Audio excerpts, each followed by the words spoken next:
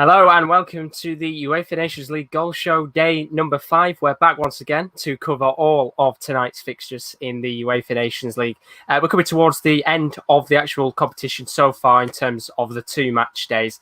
We've got tonight's set of fixtures and we've also got one final set of fixtures tomorrow, which we have some really good games to watch tomorrow night. But it's all about tonight, of course. We're going to look into some incredible games going on in terms of one of them, which we'll talk about in a moment. But of course, there's lots of other smaller games going on in the context of the matches tonight. So you can see on the bottom of the screen, there are 7 games tonight, which is a little bit more than we've had over the last couple of days. And we're going to go through them now. And of course, as always, we do have the usuals here to cover the games. And hopefully tonight we can get some goals, especially for KL in his match, since he had a goalless game yesterday, fingers crossed. So we're going to go through the lineups. Of course, as always, we've got 10 minutes until the games do kick off tonight. So without further ado, we're going to talk about our first game.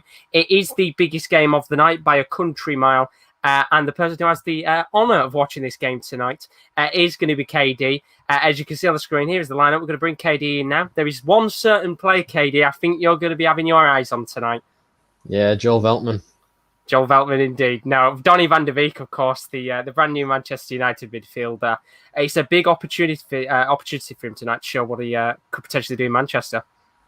Yeah, of course, he's lining up in probably where he will play for Man United. Interesting to see Wijnaldum deployed as that left wing, I think, right winger. It's a left wing role, which we've seen him play it before at Newcastle. As you can see on the screen right now, here's the lineup. Welcome, Maxwell Oxborough, to the stream. Thanks for joining very much, buddy. But as you can see on the screen, it's a 4-3-3 tonight for the Netherlands. Jasper Cillessen in goal. The same back four as they played in their previous match. Hattibo with Veltman, Van Dijk and Nathan Ake. Midfield 3 slightly changed this time. De Roon, Van de Beek and De Jong. Van de Beek coming into that midfield this time. Wijnaldum moving from centre mid to left wing in today's game, with Depay linked with a move to Barcelona and AS Roma alongside Quincy Promes. And then, of course, the opposition tonight. It's a great-looking team for the Italians as well. It's a very different lineup to the one that they had out against Bosnia. Donnarumma starts in goal. Back four of Spinazzola, Chiellini, which... actual fun fact for you. In the previous game against Bosnia, the manager Roberto Mancini accidentally forgot to put Chiellini in his squad. He was quoted actually in the press conference after the Bosnia game, saying he accidentally left out Chiellini because he didn't have his glasses on when the team sheet was given to him for the Bosnia match. So he's actually in tonight. He's got his glasses on and put Chiellini in the squad alongside Bonucci and D'Ambrosio as your back four. Midfield 3 of Locatelli, Jorginho and Barella. And a front 3 tonight of Insigne, Immobile and Zaniolo. Kieran, Italy, they struggled in that first game against Bosnia. Of course, fitness is a part of it. Who do you think is going to win tonight? Because on paper, 2 very good sides, and it looks like a good game overall. Well, I mean, it should be a good game. By far, probably the 2 biggest nations going head-to-head in terms of fixtures that we've had so far. I watched Netherlands the other day. They played very well against Poland, and you watched Italy, who weren't at the sparkling best. I think it should be a good game because obviously Italy are playing slightly changed side. I think Netherlands have just got the edge though, because of Depay and Promes. They've got a really good team, and so do Italy, of course. Immobile being another one of the players that's come into the lineup tonight. So that's the big game that's going on with KD. He's going to be watching that match tonight. So we'll take him off the screen in a moment, and we'll talk about the next game, which is Czech Republic. And they're going to be taking on Scotland. Now, if you're not aware of the whole situation for Czech Republic right now, they've had a little bit of an issue with their squad. A large amount of the squad did get coronavirus, and the game wasn't actually supposed to be going on. However, they brought up a new team, as you can see it on the screen today. And to watch this match tonight, he's a big Slavia Prague fan, be rooting for them in the Champions League. It is Rowan. How are we doing, buddy? You are on mute, just so we don't have a cock up here. Yeah, we weren't having it again, I realised. As soon as we had it a few days ago. But how are you tonight, buddy? I'm good. I'm very good. I'm looking forward to Tekel. It's with an L, but it's fine. Up front, Slavia Prague player sign up front for Czech Republic, which I'm looking forward to. Absolutely, indeed. You can see the lineup on the screen. Very different lineup to the one that they had before. Of course, the entire squad has completely changed. Mandus in goal, Holes, Hubnik, Jamelka and Zeleny at the back. Janos, Boninski and Havlik in the midfield. Malinsky, Tekel and Pesek up top in that free formation in terms of the attack. As for Scotland tonight, A very disappointing result for them in their previous game. They were hoping for a much better result tonight. As you can see on the screen, 4-3-3 for them as well. Marshall in goal. Robertson, McKenna, Cooper and Palmer as the back four, which means Tierney isn't in the squad tonight. McLean, Fleck and McTominay, quite decent midfield three, you could say. Armstrong's, Dyke and Christie up top. A couple of changes for Scotland tonight. Rowan, do you think maybe this Czech Republic team, a brand new revitalised squad, you could say, could maybe get a result tonight? As much as I want to say Czech will get a hat-trick just because he plays Slavia Praga, definitely not. I see Scotland win. It's a brand new Czech Republic side. I think the one issue that Scotland may have is, well, no, there's no issues. They're in. I think this Czech Republic side just hasn't had enough time. It's an unfortunate situation for them. I think they've made the most of what they can do with a brand new squad. But I think Scotland, you've got two big players in Robertson and McTominay, both play for top tier English sides, and they'll carry them through to a win. Hopefully so. Going to be a good game. Thank you very much, Rowan. That's the game that Rowan will be covering tonight, which is Czech Republic. They're coming up against Scotland. Now, there's a couple of other games that are going on in the background that other people aren't watching tonight, but the lineups are on the screen. Austria taking on Romania. You can see they're playing a 4-2-3-1 tonight. A couple of changes here and there in their squad. Quite a heavily strong Bundesliga side, actually, the likes of Hinteregger, Lena and Baumgartlinger in the squad. And then alongside that is the Romanian squad, 4-3-3 tonight. There's a common theme across most of the international actual teams tonight, playing 4-3-3 formation. Does include the likes of Vlad Chiriches, who is captain tonight for Romania. So that's the Austria versus Romania squad. We're not going to be watching that game, but I will keep an eye out on it in the background and, of course, update on the score. And then we have Bosnia, who are taking on Poland, which is the game that I'm going to be watching tonight in the background. You can see they're also playing a 4-3-3 tonight. Begovic in goal, the AC Milan goalkeeper who was on loan last season there in Italy, still at Bournemouth, although his links have moved back to AC Milan once again.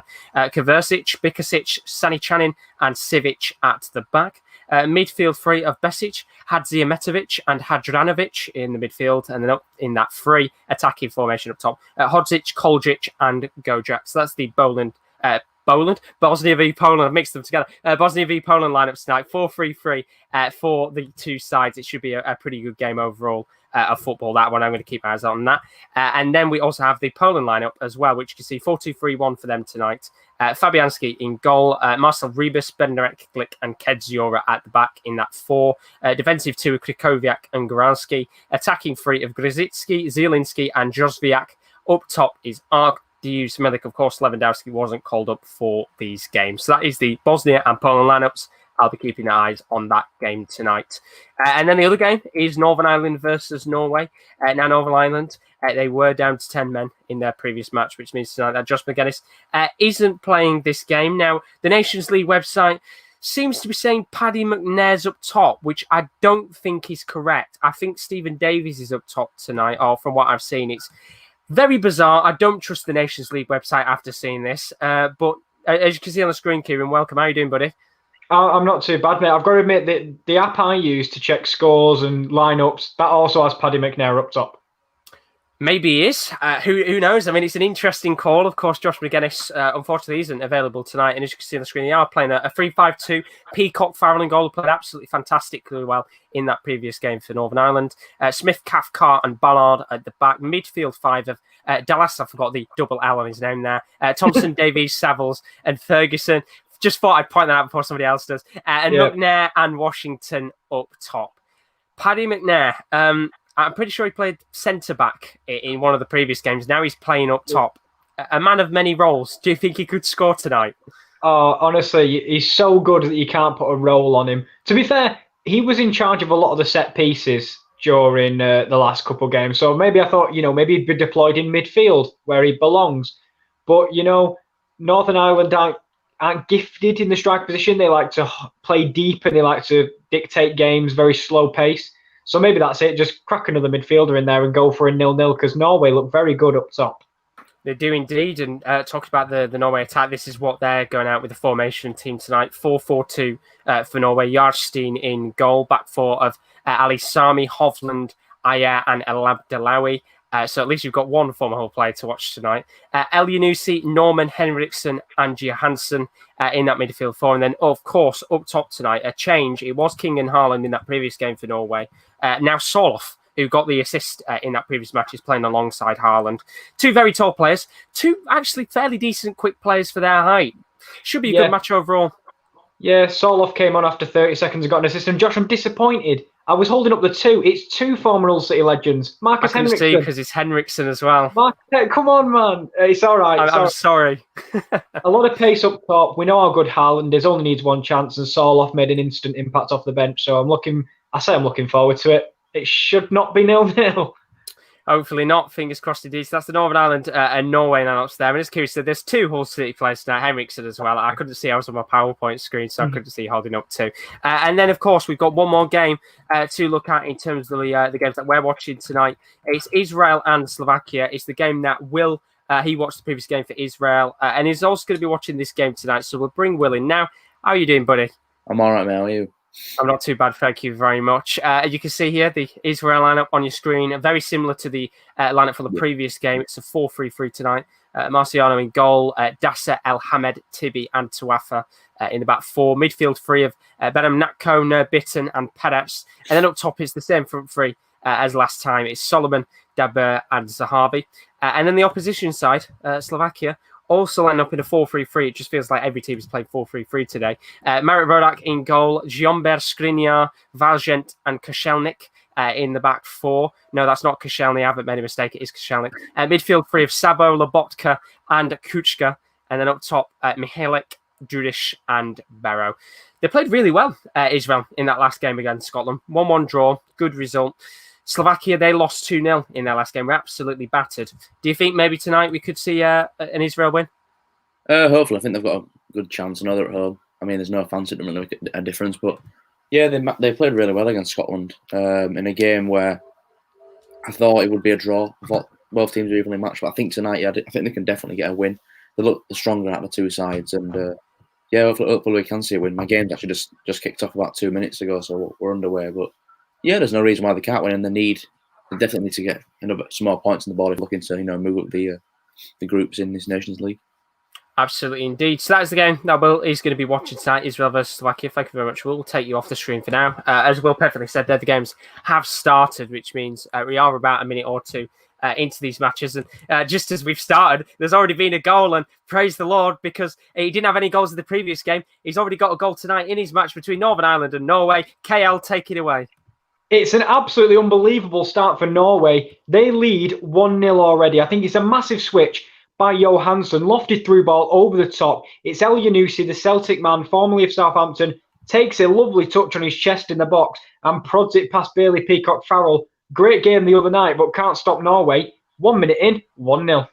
Thank you very much. And 1 minute on the clock, and we've already had a goal in the game between Northern Ireland and Norway. Good start for Norway. They were kind of struggling in that previous game. It took them a long time to actually get back into that match. And the game that I'm going to be watching tonight is the Bosnia-Poland game. Keep your eyes out on that one. The main game, of course, tonight is Netherlands versus Italy. So hopefully we do get some goals in that match. But 1 minute in to have a goal already is absolutely fantastic.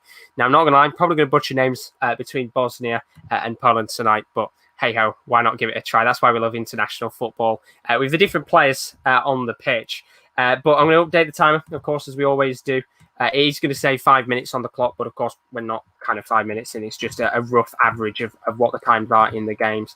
And of course, as I said before, as we're going through the lineups, there are some games going on that we're not watching tonight that I'm going to keep you up to date with. And just talking about that now, we have had another goal elsewhere. It's not in the games that we're watching tonight. It is Austria and Romania. It's 1-0 to Romania in that game. So a terrible start for Austria. I'll find out who the goal scorer is in just a moment's time. But they are 1-0 down Austria. Not the greatest start in the world for them, of course. As is not the greatest start at all for Northern Ireland. 1-0 down already in their game. And the goal scorer for Romania was Denis Alibek with their first shot of the match in the 3rd minute. So 2 goals already in the first 5 minutes of action. We're already off to a pretty good start in the Nations League tonight. As I said before, these aren't the most illustrious games in the world tonight. I think it's probably the weakest night of action we've had so far in terms of the quality of teams coming up against each other. But you could say as well, maybe that works into our favour tonight, that we'll actually get some pretty decent games of football. A lot of the smaller teams in the lower end groups fighting off against each other, the likes of Austria taking on Romania, of course, which they are right now 1-0 down to Romania.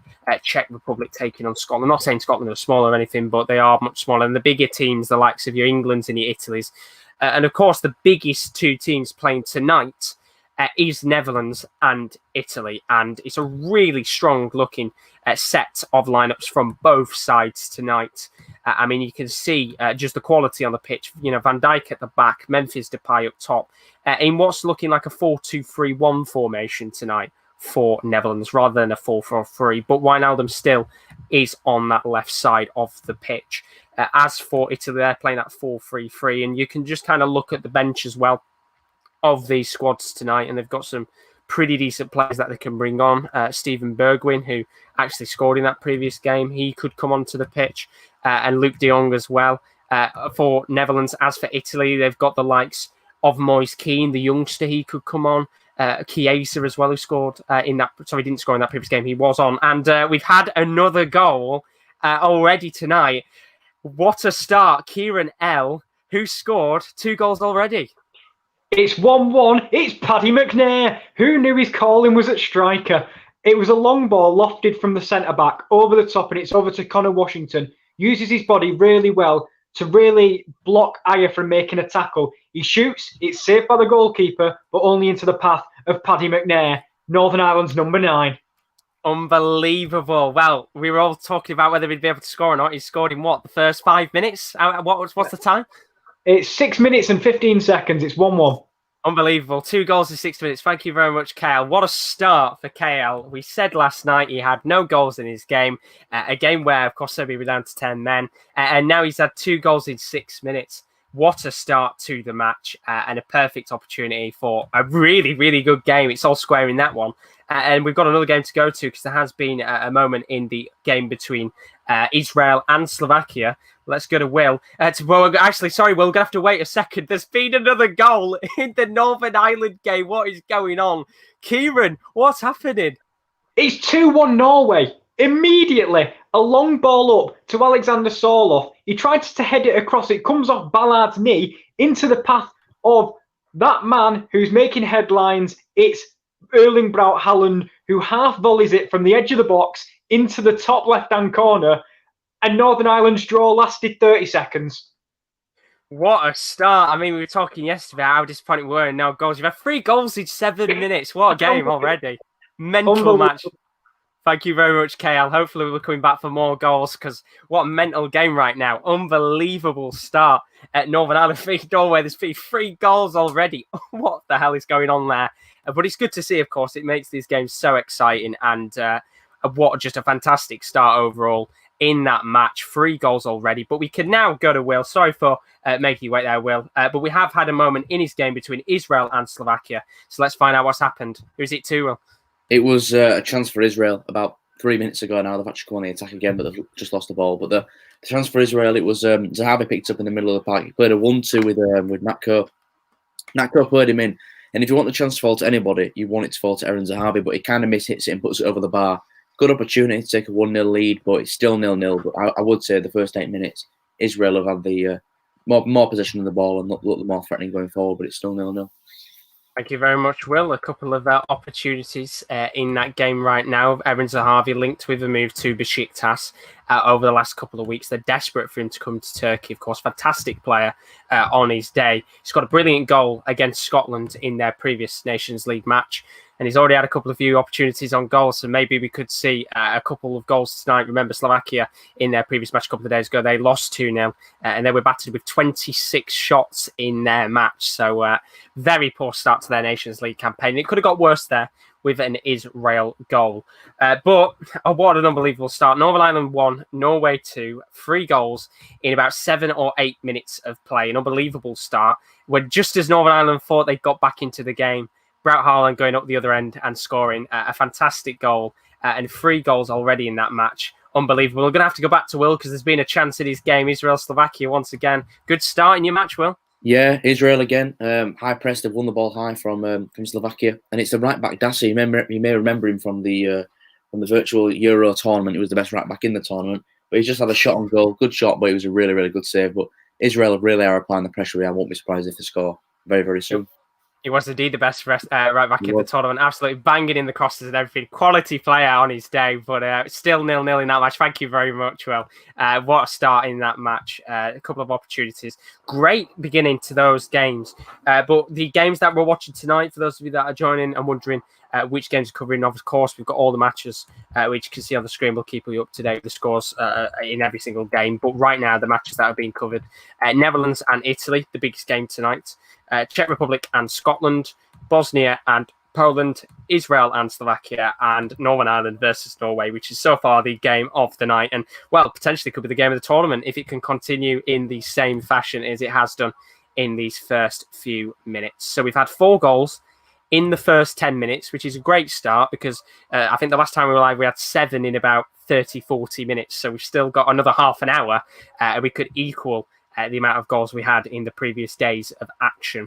But as we said before, we're down to the final 2 days of action in the UEFA Nations League. Tomorrow night, we have some fantastic matches to come your way. It's the final set of match day 2 fixtures, and we have France, who are taking on Croatia, Sweden takes on Portugal, Belgium take on Iceland, and then, of course, somebody has to watch it, which I'll be watching it. Denmark are taking on England. So all those fixtures have been played at 7:45. Should be some good matches indeed, and really looking forward to it. Hopefully we do get some big results on that night. But, of course, right now, hopefully we can get some big results tonight. That big game between Netherlands and Italy right now still currently at 0-0 as it stands. If I'm looking at the stats, be 2 opportunities, 1 for each side. No shots on target as of yet. But there is an opportunity in this Bosnia game. And just as I've said that, it's gone way over and it's out for a goal kick. So good chance there. And it was for Poland, Josh Viat coming down the right-hand side, trying to take a shot on from just inside of the box to the far left-hand side, trying to hit it to the near post. And it goes high and wide over the bar. And not really an opportunity, I would say, just more the fact it's gone flying over the bar. And it's the first little chance of the game, if you could even call it a chance in that match. We have also got a couple of other games going on tonight, but just very quickly, there's been a goal elsewhere. Rowan, he's watching the Czech Republic-Scotland game. Rowan, who scored? It's a goal, and it's Teshek for thingy, and it could be Tekel. I've never learned how to pronounce his name. I'm gonna wait until it pops up, but it's a goal for Czech Republic, and I tell you what, they have been the better side so far. Ball comes into the middle. Ball cuts straight through to... Oh, that's it. It's straight, just right through like butter. Straight through them. David Marshall didn't have a chance there. I'm just trying to load up the teams. My bad. But that's an incredible... It's Pesek who scores. And it is Tekel who plays the ball through. He threw Cooper. Ball goes through to Pesek. Slots it past David Marshall. And it's a lovely goal there. It's a lovely pass through. Just spots Pesek. 1-0 to Czech Republic. Thank you very much, Rowan. Good start for the boys, of course. Completely different side tonight. They've had to put out because of the whole coronavirus situation, and maybe if they can hold on in that game against Scotland, they'll be absolutely delighted with themselves. Of course, being called up very quickly, probably not having a great deal of time to kind of come together as a squad and do a little bit of training, but what a start for them. 1-0 up against Scotland, who Scotland will be a little bit disappointed that they got a draw against Israel, but right now they're 1-0 down. It's a terrible start to their Nations League campaign, although I don't think too many fans will be bothered about it right now. It is just more of a case of these being like pre-season games. But we've got a free kick here for Poland, which Zielinski is going to whip into the box. Could we potentially see a goal here? But while this free kick is lobbed into the box and goes out of play, we have got a moment in Katie's game, but I'm going to have to come back to Katie in a moment because there's been a goal in Will's game between Israel and Slovakia. Will, who's on the score sheet? It's 1-0 Slovakia, and it's a really good goal. It's picked up by the captain in midfield for Slovakia. I think it's, what's his name? Kucha. Yeah, Kucha picks up in the middle. He drives forward, passes it, plays a 1-2 with the striker, Duris. He looks offside, to be honest. At first glance, I thought he was offside, but he played a 1-2 with Duris. Duris gets it back, and he just slots it to the keeper's left into the top corner. Really good finish from him, but yeah, that looks on the replay, he is actually well onside. So it's 1-0 Slovakia, and it's come against a runner play, in my opinion, but they take the lead. Thank you very much, Will. Good start in the games tonight. The goals are flying in. It makes my life so much easier when there's actual action happening in the Nations League. And of course, this is the second match day. Nice to see these games having a bit of a flow to them now. But as I said a moment ago, before Will's goal, we had a moment in the game that KD's watching tonight, which is the Netherlands-Italy match. KD, what's happened in your game so far? Well, it's been a very slow start so far in this game. Both teams trying to feel each other out. The chance was for Italy, though. They were bobbling about the ball. And Zaniolo flicked it back to the edge of the area for Barella, who had a nice-looking shot, but it just deflected off the head of Joel Veltman and out for a corner. But that wasn't actually the moment that I was talking about. Literally straight after that, it went downfield, a nice little interchange between Van der Beek and Depay. Depay found himself free in the box and was pushed over. Potential penalty shout. The referee was having absolutely none of it. Still 0-0, 15 minutes in. Thank you very much, KD. Of course, Netherlands-Italy, the biggest game tonight, the standout fixture. I think if you are going to be watching the Nations League, you'll probably be watching that match tonight. 0-0 as it currently stands. A bit of a slow start in that game, which I guess is unexpected. But the game right now with the fastest start is the Northern Ireland-Norway game, still currently 2-1 in that match so far. A fantastic start to that game. Hopefully, we can see a few more goals in that game. But right now, we're very close to having the majority of games with goals. Of course, I have accidentally forgot to put that Slovakia have scored. So that means we've only got 3 more games actually left to have goals tonight. As it currently stands in the Bosnia-Poland game, it is still 0-0 in this match tonight. Been a very cagey start, not a real great deal of opportunities for either side as Poland do come forward here. But it's been a very slow start, and hopefully we will see some goals in this match soon. As for the Czech Republic and Scotland 1-0 down now to a very different Czech Republic side. Of course, the whole team had to completely change up, and they have taken the lead in that game. Great start for the Czech Republic. Should be very proud of themselves if they can hold on to that result tonight. To be honest, they should just be proud of themselves that they've been given this call-up. It's a fantastic opportunity for some of these players to have maybe their first call-ups. Some of them haven't had call-ups in a couple of years. I think one of the defenders tonight hasn't played in the international setup for 4 years now, and this is a great opportunity to make your name. And then, of course, Will said a moment ago, Slovakia taking the lead in their game. We said before they were absolutely battered in their other match. 26 shots they had in their game, which they played at home. They now are away from home and currently 1-0 up against Israel. Very poor start for the team that did get a point against Scotland in their previous match. But there's still time, of course, for there to be plenty more goals in that game. The other 2 matches, you could say, actually, that are going on tonight that we're not watching in the background. Austria are currently 1-0 down to Romania. It was a 3rd-minute goal from Denis Alibek. And so far, Austria dominating possession, but not opportunities in that match. They played Norway in the previous match day and absolutely dominated them all game long. But right now, it seems to be Romania having the most important chances. And just as I've said that, Austria have scored. It's like Steve McLaren against Iceland all over again. There's an equaliser. Just as I've started talking about it, Austria have equalised in that match. It's 1-1. Find out who the goal scorer is in a moment. It's Christoph Baumgartner, 17th minute on the right wing. Lovely goal. And it's 1-1 in that game. Just as I start talking about it, we have an equalising goal. But we're going to go to the Netherlands-Italy game right now. A opportunity in that game. Katie, what's happened in the match so far? Well, by far the best piece of football I've seen all night. And it's come from Italy again, who have started quite quickly in the last 5 or so minutes. And it's down left-hand side, Spinazzola, after a lovely switch of play by Zaniolo on the other side. Spinazzola skips past Hatibo. Veltman dives in, he skips past him, puts a lovely lofted ball into the box. Zaniolo is on the end of it, going for the acrobatic, and it narrowly goes over the bar. Would have been a really good goal. But yeah, still 0-0, but Italy definitely having more of the ball and more of the good play so far in the opening 18 minutes.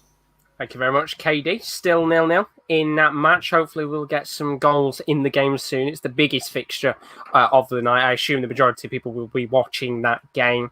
But it's a great start to the actual Nations League fixtures tonight. Plenty of goals already. In fact, 1, 2, 3, 4, 5, 6, 7 goals in the first 20 minutes. And just as I say, there's been a goal. And what a start to this game. Northern Ireland, Norway. It was 2-1 when we last checked in with KL. Norway with a goal straight from kickoff after Northern Ireland's goal. But who scored it this time? KL? I felt a bit left out. It's been 10 minutes without seeing a goal, but here we go. We've got it again. It's Norway 3, Northern Ireland 1. Erling Braut Haaland picks it up with his back to play. He drills it to the left-hand side. It passes El Yunusi, but there is the recovering left-back Al Lassami, whips in a lovely ball to the back post where the keeper can't come for it, and it's Alexander Sorloth who's got a new lease on life. He volleys it into the ground and up into the top of the roof of the net, and it's a simple goal, and maybe it's a simple 3 points for Norway. Maybe it's making up for your game last night with the 0-0 draw. Just they've watched the show and they realised they had no goals. They thought, give him goals now. What a start. 4 goals. Thank you very much, KL. We'll probably see you in a few minutes when the next goal does go in indeed. But what a game so far between Northern Ireland and Norway. 3-1 up right now. And as Kieran L said, it looks like Norway could be coming home with the 3 points already in that match. And we're only about 20 minutes into the game so far. Incredible match. But we're going to go back to the Netherlands-Italy game just as we left a moment ago. KD said there was an opportunity. There's been another moment. Who's the moment too, though? Well, I was just telling you how good Italy were playing, and they had another chance, probably the best chance of the night so far, and you would have think a player of Immobile's quality would have absolutely latched onto this. Absolutely fantastic pass from Insigne over the top of the defender. Immobile, one-on-one with Veltman, squares him up, gets it onto his right foot, curls it. You're thinking, surely this is going in because it's Immobile. Amazing form. He had an amazing season last season. Narrowly goes wide. He should have scored for me. It should be 1-0 Italy, but Netherlands live to see on the rest of this half as Immobile was in the box there, but it's cleared away. Netherlands look a little bit shaky at the back during the opening 20 or so minutes of the game.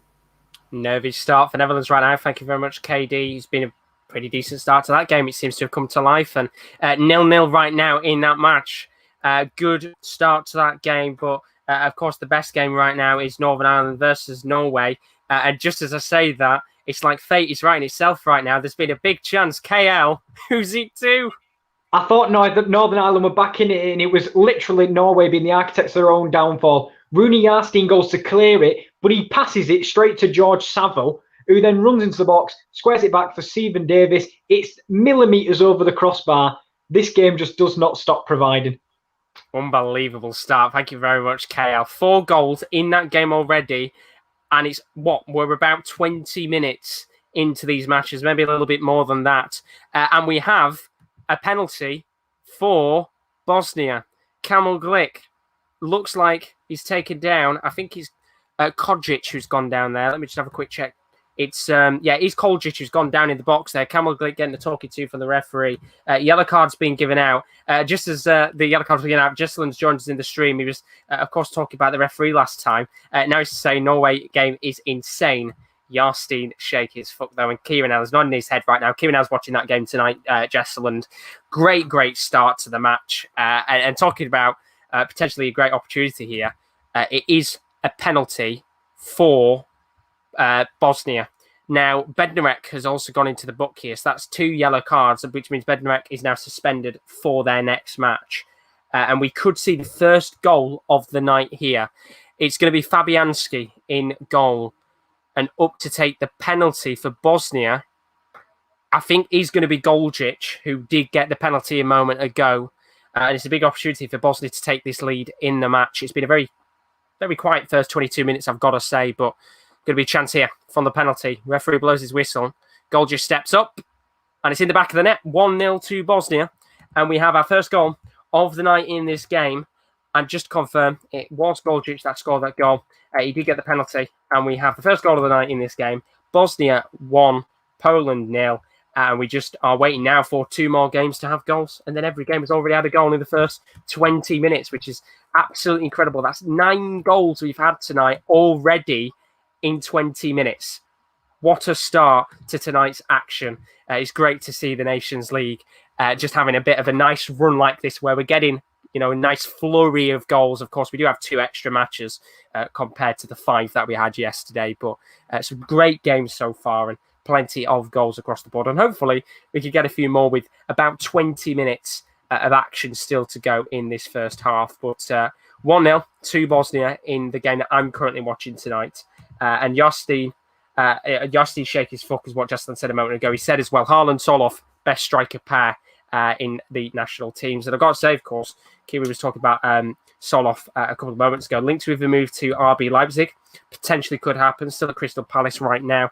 Fantastic pairing up top. We talked about it before the game started. 2 tall, fairly quick strikers on the pitch. It it's a real menace, you could say, trying to come up against those two right now. And of course, Northern Ireland having real issues with it. It kind of feels like they're down to 10 men like they were in the previous match. They've got 5 at the back, yet they can't seem to cope with the 2 up top for Norway. But we do have a free kick for Poland in this game right now, being a very poor start for the away side tonight. Of course, they are missing out on their main player, Robert Lewandowski. Is Arkadiusz Milik up top tonight, linked with the move to Spurs. Right now, a Napoli player. Not really seen anything of him so far at all in this match. But then again, I haven't really seen much of the Bosnia attack themselves. It's been a lot of possession in the midfield, not a great deal of opportunities on goal at all in that game. In fact, looking at the stats, there's been 2 opportunities just in the match altogether, one of them on target for Bosnia. Apart from that, nothing else going on in that game right now. To just look across the board while we have a little quiet moment with opportunities. The Netherlands-Italy game, the big game of the night so far in terms of the calibre of the 2 teams, although Poland are coming forward here. Good defending at the back, and it's offside anyway. Been 4 shots, none on target for Italy right now. 1 shot, 0 on target for the Netherlands. In the game between Israel and Slovakia, 3 shots for Israel, 1 on target, 2 shots for Slovakia, 1 on target, and of course, a goal from Michal Juris in the 14th minute. So a fantastic start in that game there for the Slovakians, who struggled in their previous match. The Northern Ireland-Norway game, 4 shots, 2 on target for Northern Ireland, 3 shots, 3 on target for Norway, 3 goals. Every shot has to equate to a goal, which would be lovely to see if Northern Ireland could do the same. But of course, they've already had 2 shots that weren't on target. The Austria-Romania game, the game that we're not watching tonight, but keeping a close eye out on. 1-1 in that match after 26 minutes. 4 shots, 1 on target for Austria, 2 shots, 1 on target for Romania. Austria now taking a foothold in that game. 62% possession. They were struggling in the first 10 minutes of that match. And then the other match, of course, Albania-Lithuania. No shots for Albania. 2 shots, 1 on target for Lithuania, but Albania dominated possession. They are, of course, the Netherlands-Italy and the Albania game, the 2 games that are still waiting for goals in their match. So are we going to see goals in those games? We'll have to find out. We've got a free kick here for Bosnia. That's taken short. And taken absolutely terribly short, because the ball's been dinked towards the path of, I think it was, when I'm looking at the player's name there, I think it was Hodzic that had gone for the ball. It's dinked a little bit too high, and it goes out of play for a goal kick. And there's a waste of a free kick from Bosnia there. Great chance to make it 2-0 and really have a bit of a comfortable lead in this game, but it still stays 1-0 right now. And it's been very poor so far in this match. Jessalon said, what is the pitch made out of? Ice. I'm going to bring Kieran L in for a second, because I don't know about the pitch. Kieran, what's up with the pitch? For me, it looks like a lovely bit of grass. I can't say I've seen any sort of, maybe the odd slip. I'm guessing he means slipping. I'm guessing. Okay. I don't know whether the players have been slipping about. I'll be honest, I haven't seen much of it. Like, it hasn't been sort of everyone's falling down every now and then. Maybe the game's being played at such a high pace, when people are trying to make runs in behind, you see people, stack it. I did see Bailey Peacock-Farrell stack it after kicking it earlier, so maybe that's what he's talking about. That could be why, but still 3-1 right now. It's been a quiet spell, you could say, in that game so far. We'll come back in a little bit. Hopefully we get some more goals by half-time. But we're getting towards the 30th minute of these games. Of course, there will be a couple a little bit behind. Mine's on the 28th minute. But to round it up, I'll put 30 minutes for now. Just to check the other 2 games that we're not watching in the background. No goals in those one. But just to say that, Rowan has had a goal in this game. It's honestly, it feels like fate is just writing itself tonight. Every time I say something's going to not happen, it does happen. Of course, Rowan is watching the game between Czech Republic and Scotland. Czech Republic were 1-0 up. The question is, Rowan, are they still 1-0 up, or have Scotland equalised? That is the big question. And no, it isn't. Czech Republic haven't gone 2-0 up. It's the Scotland goal. It's a lovely goal. Palmer takes the ball outside the box, just low driven cross through it. No defenders are there for the Czech side, and it's Dykes who just proper strikes finish, just gets it there, sticks his body in front, and just pokes it in past the keeper, and it's 1-0 now. But very nice goal for Scotland there. Has it been a good start in the game? KG fair, or has Scotland kind of dominated? No, it's really, in my opinion, I don't know the stats, but it's been 50-50. Like, Czech Republic have had some decent shots. Scotland have had a few decent opportunities. Nothing of massiveness, if that's a word. Nothing there much, but both teams are fighting, and it's 1-1, back 1-1 again. Thank you very much, Rowan. Not a bad game so far. 2 goals in that match right now. And there's been an opportunity. It's been fantastic tonight because it's been so chilled and relaxed. We've had actual opportunities. I don't have to sit here for 40 minutes trying to, mumble on about anything. But there was a chance, as Will has said in his games, watching Israel versus Slovakia. Let's find out what's happened. Who is the chance for, Will? Another chance for Israel, and he's picked up by Solomon on the right-hand side. He's looking like he's going to cut in, and he gets to Dasa, the right-back who's overlapping. Dasa plays a fantastic ball, low-driven into the box, and it's Zahavi again. But once again, he miskicks in. It just goes over the bar, about 5-6 yards out. Probably should be put it in the back of the net. He's had a few chances tonight, Zahavi. I'm just wondering if he's eventually going to take one. But yeah, since the Slovakia goal, Slovakia have been defending really, really deep. They've pushed a lot of men back. It looks like they really are playing out for this 1-0 win, but it's looking more likely Israel are going to score. But it remains 1-0 Slovakia.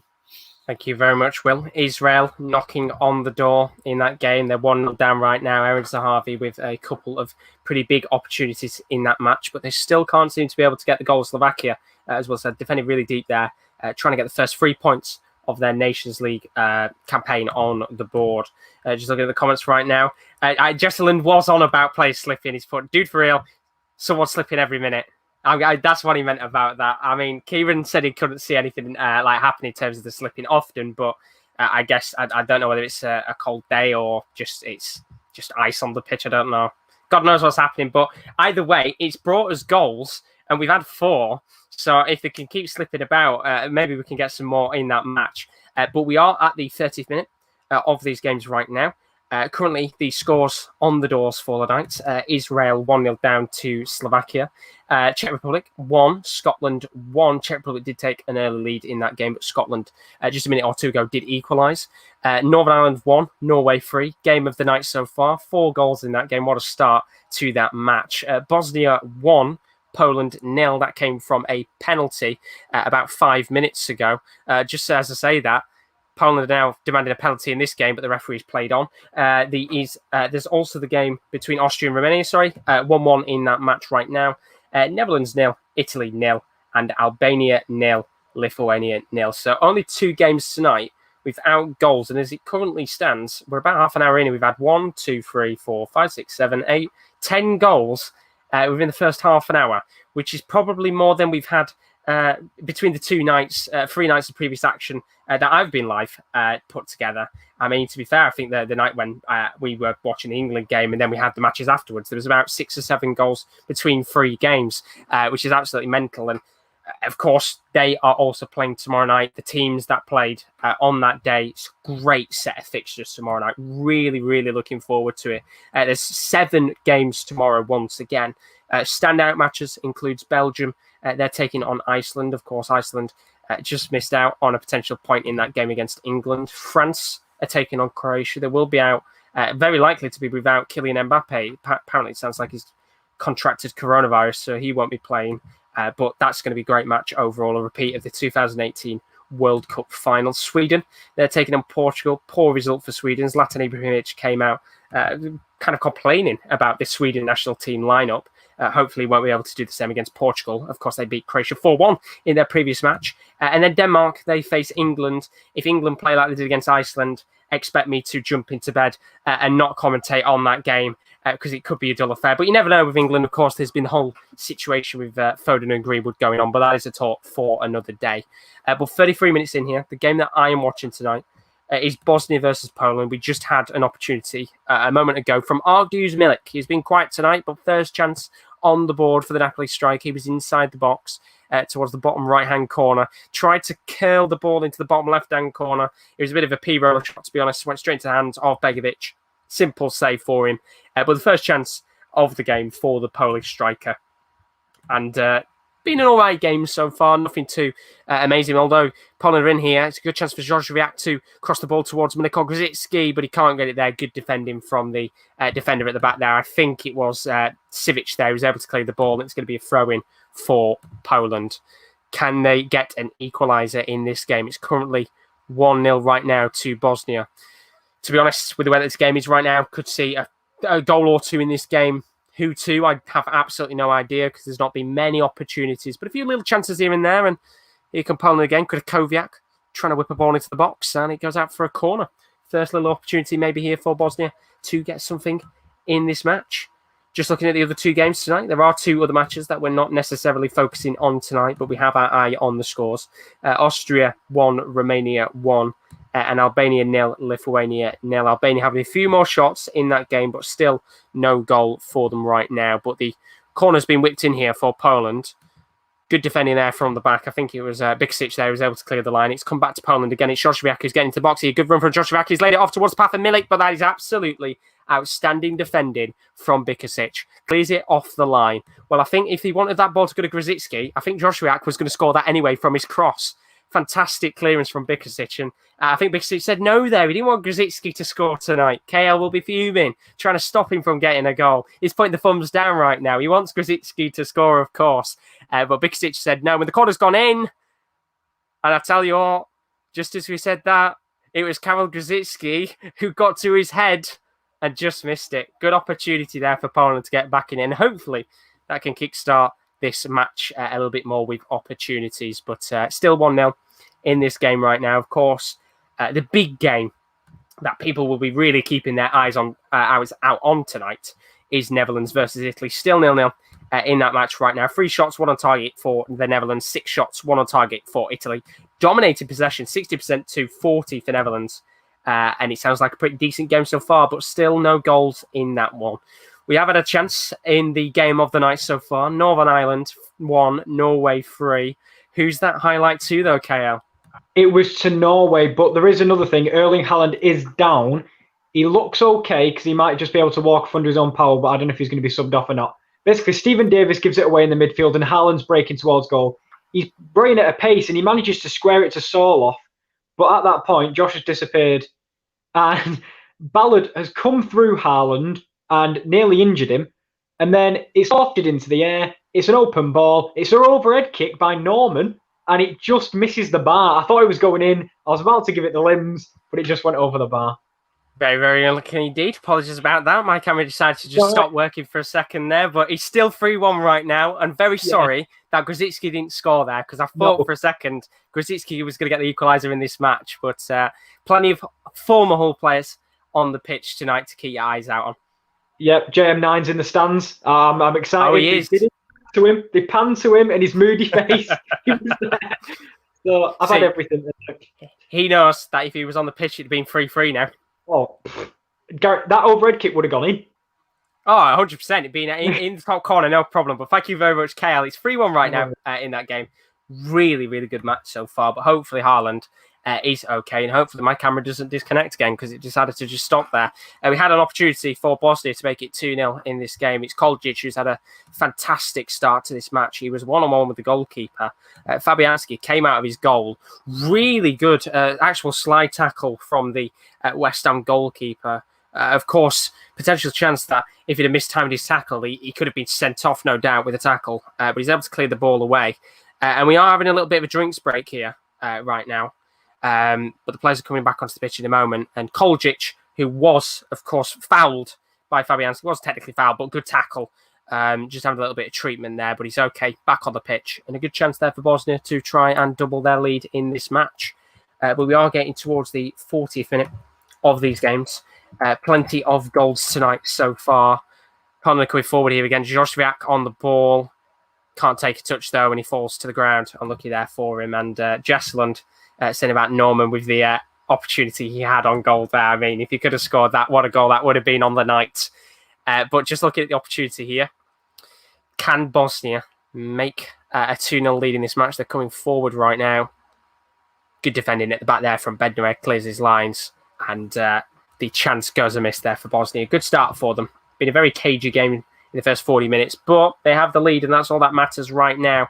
If you are new to the stream, as always, do leave a like and a subscription. It would be greatly appreciated. If you enjoyed the show so far and you haven't been on the channel so far, we're 6 subscribers away from 700. So it'd be really, really appreciated if you do leave a subscription. Plenty more content to come, of course. I'll run through that as we hit half time on some of the sporting content on the channel, as well as football watch-alongs that we are going to be covering over the next month.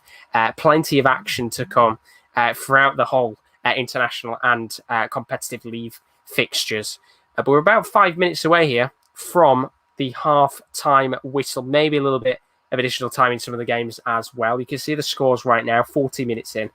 Israel 1-0 down to Slovakia, although it sounds like Israel have had their fair share of chances in that game so far. Still 1-1 between Czech Republic and Scotland. Good game so far for the Czech Republic. I think even a point today, they would be absolutely delighted with that, considering the context of the situation for the national team. Northern Ireland 1, Norway 3 is the standout match tonight by country mile. Bosnia 1-0 up against Poland. Austria still 1-1 against Romania. Netherlands 0, Italy 0. The big game so far without a goal. Hopefully we can see a goal soon. And Albania 0, Lithuania 0. 5 minutes left. Can we maybe see a few more goals? We will have to find out in these last couple of minutes. I mean, hopefully we can. And so far in this game between Bosnia and Poland, this last couple of minutes, it's Bosnia taking a little bit of a foothold in the game now. Just trying to close out this first half. Been fairly calm, although Poland have had a couple of little opportunities on goal. And looking at the bench tonight for both sides, you can see for Poland, of course, they haven't got Robert Lewandowski to bring on, but they do have a couple of players, the likes of Krzysztof Piatek, the Hertha Berlin striker. He could come on. Matthias Klich. Karol Linetti as well. A few of the recognisable faces in the Poland squad that maybe could come on and do something in this match. But of course, we're not going to get any changes yet until the second half really does kick in. But 41 minutes on the clock. Poland coming forward here. It's Kamil Grzycki on the ball. Lovely cross into the box. Oh, it's a lovely cross. And Milik should have scored outside of the foot cross from Kamil Grzycki. It was a lovely ball to Arkadiusz Milik. He's on the left-hand side, outside of the foot. 9 times out of 10, if another striker was in that position, that would be buried and in the back of the net. But somehow he's missed it. It's so poor. It was such a good cross. But unfortunately, it doesn't lead to a goal. And Begovic can hold that ball in his hands with no issue whatsoever. And it's a big chance missed there for Poland late on in the first half. KD has said there has been a substitution in the Netherlands-Italy game. Zaniolo's had to come off injured. So Moise Kean, the young striker at Everton, linked with a move back to Juventus potentially. He's come onto the pitch early on. So a great opportunity for the youngster maybe to have a couple of chances in that game against Netherlands. Big stage for him, of course. Has had a great deal of league football in his time since he's joined Everton. But, of course, on the international stage, he's been fairly good when he's played for the under-21s. And, of course, now he's got a great opportunity to come on in a big game against Netherlands. Can he score? Of course, we'll have to find out, presumably, in the second half rather than the first. But we've got 2.5 minutes left here at the game between Bosnia and Poland. Still 1-0 in this match. And 2.5 minutes left. Right now, currently with the possession in the Bosnian defensive half of play, but it's goal kick that's lobbed towards Poland, and now they're coming forward again. It's Kamil Grzycki on the ball. Surely this time he tries to lob the ball towards Milik. There's a slight deflection on the ball, and it goes over the bar, and it's Bikasic who's been absolutely outstanding tonight in defence. He's able to just get a slight touch on the ball, and it's going to go for a corner here. Really good defending. Actually, sorry, it wasn't Bikasic that got the touch there. It was actually Sani Chanin who got the touch. Bikasic went down on the floor, and it just looked like he'd actually got a touch there, but it was Sani Chanin that got the touch, and there's going to be a corner, which Grzycki's going to whip in here. Can he get this ball into the path of Milik? It's crossed in. Good clearance away from Sivic. Still bobbling, though. Still there. Kamil Glik gets a touch on the ball, tries to take the shot on, but he can't get a shot. He comes to Grzegorz Krychowiak. It's towards the right corner flag. He wants to get this ball to Joshwiak to whip this into the box. He's done really well there, Krychowiak, but it goes into the middle of the pitch towards the defenders. Bednarek, who's lobbed it to Joshwiak, and nothing really going on here.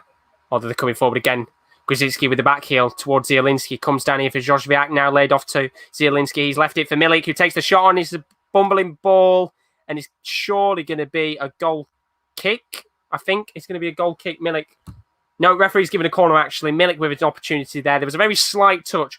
Well done there to the referee for noticing that touch. It was a initially towards Grzycki. He let it go for Milik just inside the box in the middle.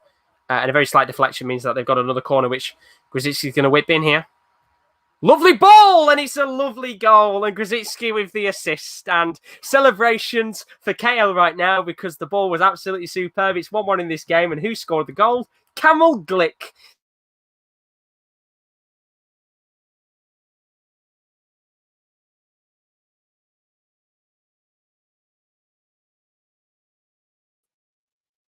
Aye, there we go. Because Josh is having issues. I'll open. I was about to say, draw it to hop in. While Josh, look at his camera. It's all half black and white. But yeah, it seems like we've had a goal for Poland. I'll see if I can find it. But we've actually got Czech Republic now coming down the wing. He's still holding it up here. Malinski! Malinski puts it over the bar. Czech Republic having a very good game here, really attacking forward. The players who don't play much, I'm loading up the goalie. Yeah, it was Kamil Glick. Is he back? He's back. He's still there. He's not talking for some reason. I cannot hear him. But Kamil Glick puts away. I'm guessing from a Kamil Grzycki cross. Glick, I'm guessing heads it away. He's nodding. It's either me who can't hear him or I'm having issues, but it could be Josh. It's Josh who's pointing. But all the game. Oh, we've got him. He should be back. Hello. I don't know what's done that there. Yeah, you're absolutely spot on, Rowan. It was whipped in from the right-hand side, straight to the head of Kamil Glick, who's the captain tonight. And it's a lovely header into the back of the net, and it's 1-1. And thanks for saving me there. I feel like my camera's going to keep disconnecting. So if you want to keep me in. And I'll just stay quiet until. Yes, because he's done it twice now. And I think the referee in this match has actually blown his whistle. So very late on in this game, Kamil Glick has got the equalising goal, and it's a lovely way to end the half. Lovely crossing from Kamil Grzycki to Kamil Glick, the two Camels connecting together for the goal there. And it's 1-1 in this match right now. And just as we say that, there's been a goal in the game between Netherlands and Italy. Finally, there's been a goal, but who's it to? KD, take it away.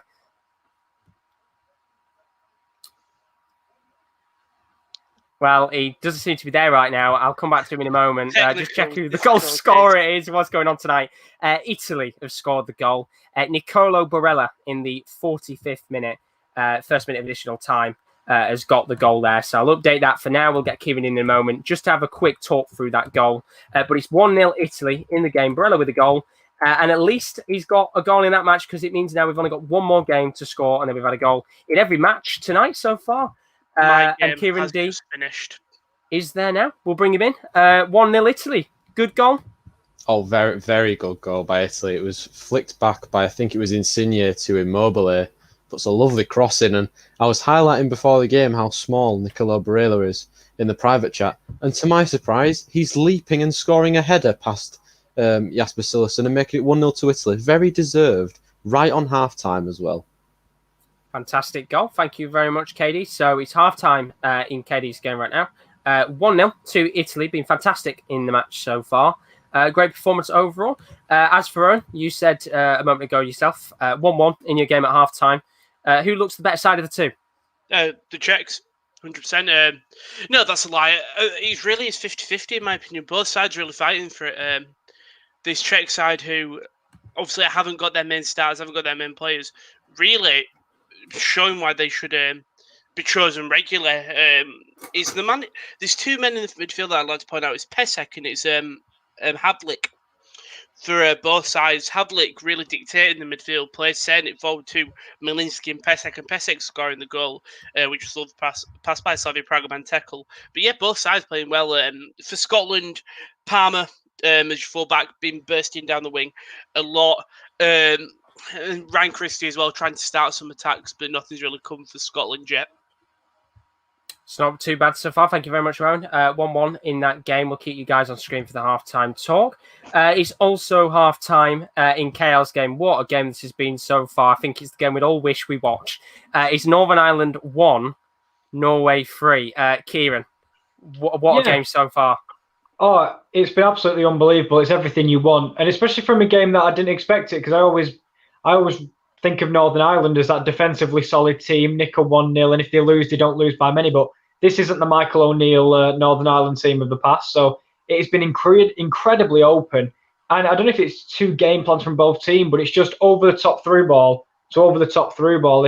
Honestly, I've got neck cramps from the tennis I've been doing. And it's been an unbelievable first half and couldn't ask for any more. Great game so far. Sounds like the players on the pitch are playing more tennis than Novak Djokovic has done in the last couple of days. It's 3-1 so far in that match. And then, of course, there's the other game tonight. That's half-time as well. Will is watching Israel versus Slovakia.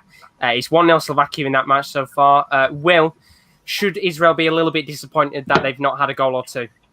Yeah, definitely. They've dominated the game and they've had 8 shots on. Well, they've had 8 shots to Slovakia's 2. They've had 61% possession. But to be honest, Slovakia, credit to them, they got the early lead. Durius with the goal, and since then they have parked the bus. I will say that, but they defended in numbers and they've done really well. But yeah, I thought Israel, they should have had a goal before half time. Definitely. We'll see what they'll do in the second half. Maybe they come out with a violet under their ass, but as of right now, it's still 1-0 Slovakia.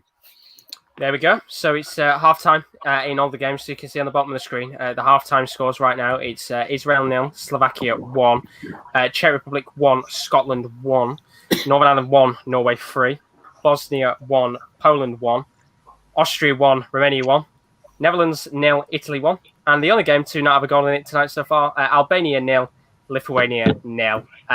Great night so far of action. Much better than the last couple of days. I mean, we've had 1, 2, 3, 4, 5, 6, 7, 8, 9, 10, 11, 12 goals in 45 minutes. Of course, the standout fixture being the Norway match right now. Nice way to kind of get towards the end of the Nations League, of course. It was a bit of a slow start, but the games do seem to be picking up a little bit now, which is fantastic to see. In terms of things picking up as well, we've got plenty of league action to pick up on very shortly, because as you can see on the screen right now, this is the footballing content that we've got available in terms of the watchalongs over the next month. We've got one more day's action of the goals show coming up at 7:30 tomorrow night. Big games going on there. We've got the England match as well as France taking on Croatia. September 22nd, 23rd, /29th and 30th is the Champions League playoff first and second leg. Rowan will be looking forward to that one with Slavia Prague. September 24th, winners of the Champions League take on the winners of the Europa League as Bayern Munich take on Sevilla. And then it's a big week at the beginning of October, because October 1st, we've got the Champions League group stage draw. October the 2nd, we have the Europa League group stage draw. And then October the 5th, we have Transfer Deadline Day Live, which will be a big day overall. And then on top of that, we've got watchalongs for all the matches, not all matches, watchalongs for matches across all 5 major leagues for the entirety of the season. So do keep your eyes out for that, of course. Plenty of content to come over September and the beginning of October. And then we've got other sporting content as Rowan turns into a brick wall, a bit like Kamil Glick at the back tonight for Poland. Of course, on a Monday, we have the tier list that's usually on, of course, not today, unfortunately, but it should be available at some point this week. What's the tier list about this week, KD? Probably Bundesliga. I think that's what we're going to go, right, Kieran? Yeah. I think Bundesliga predictions before the season gets underway. Yeah, I think the earliest I can do that is Thursday. Well, so keep your eyes out. Thursday or Friday should be for that. Keep your eyes out. Should be a good one. Bundesliga, of course, starting up very, very shortly. Then on a Tuesday, of course, we have the Wrestling Corner with Rowan and Simon. The early morning get-ups, of course. Well, it's half 11. It's not really early, but yeah. Compared to what we usually do. Yeah. What are you going to talk about this week? It was all out at the weekend. Very divided show, which is fair enough. I think Simon will have a lot of talk about it. We've got Super Tuesday tomorrow night as well, so we won't be talking about it. We'll do previews for that. But yeah, all out's a big one. Look forward to that. Tuesday morning, keep your eyes out. That'll be tomorrow morning. On a Wednesday, we usually have the Top Corner podcast. That's going to be back on the 16th. The first proper episode will be on the 23rd. So do keep your eyes out. We are going to have an episode on the 16th. That'll be the first one in 2 months. It's like a long time since we've done the last one. And it's going to be very good fun. Something a little bit different on the podcast as well. So do keep your eyes out for it. If you do like European football, of course, your Premier League action as well. Keep your eyes out on a Wednesday for the Top Corner podcast. On the 16th, we'll be starting up, of course. Then on a Thursday, the NFL is back very, very shortly. I believe it's on Friday. Is it Friday for the podcast this time? Yeah. Friday, I think, is the first game on Friday night as well? Or is it Thursday? Thursday night, Friday morning. what you're going to be talking about this week, of course, beginning of the season. Well, yeah, I think I'll hand it over to Will in a second, but I think most things we'll be talking about is like we'll have watched the Thursday game at midnight, and we'll talk about what we saw, this new COVID era of football. It's going to be something new for everybody. And then preview the week's upcoming games on the weekend. Anything else, Will? Up the box. Well, I was going to echo what you were saying. Like, we're going to probably react to the first game of the season. It's been a long time coming. We've waited since February. That's the only thing about the NFL season. The break is just so long. When it finally comes back, everybody can't wait. And you've got to cherish it because it's only here for about 4 months. But yeah, first game back Thursday, and we'll be predicting for the first week 1 games on Sunday. So keep your eyes out. It's going to be Friday. Big start to the NFL season. Looking forward to it, boys. Oh, can't wait! I'm so excited. It's like the summer of football. When it gets back, like a normal summer, not this summer when it were 2 weeks, but like a normal summer when transfers can only quench so much thirst. You want to see players back on the pitch. That's kind of the situation.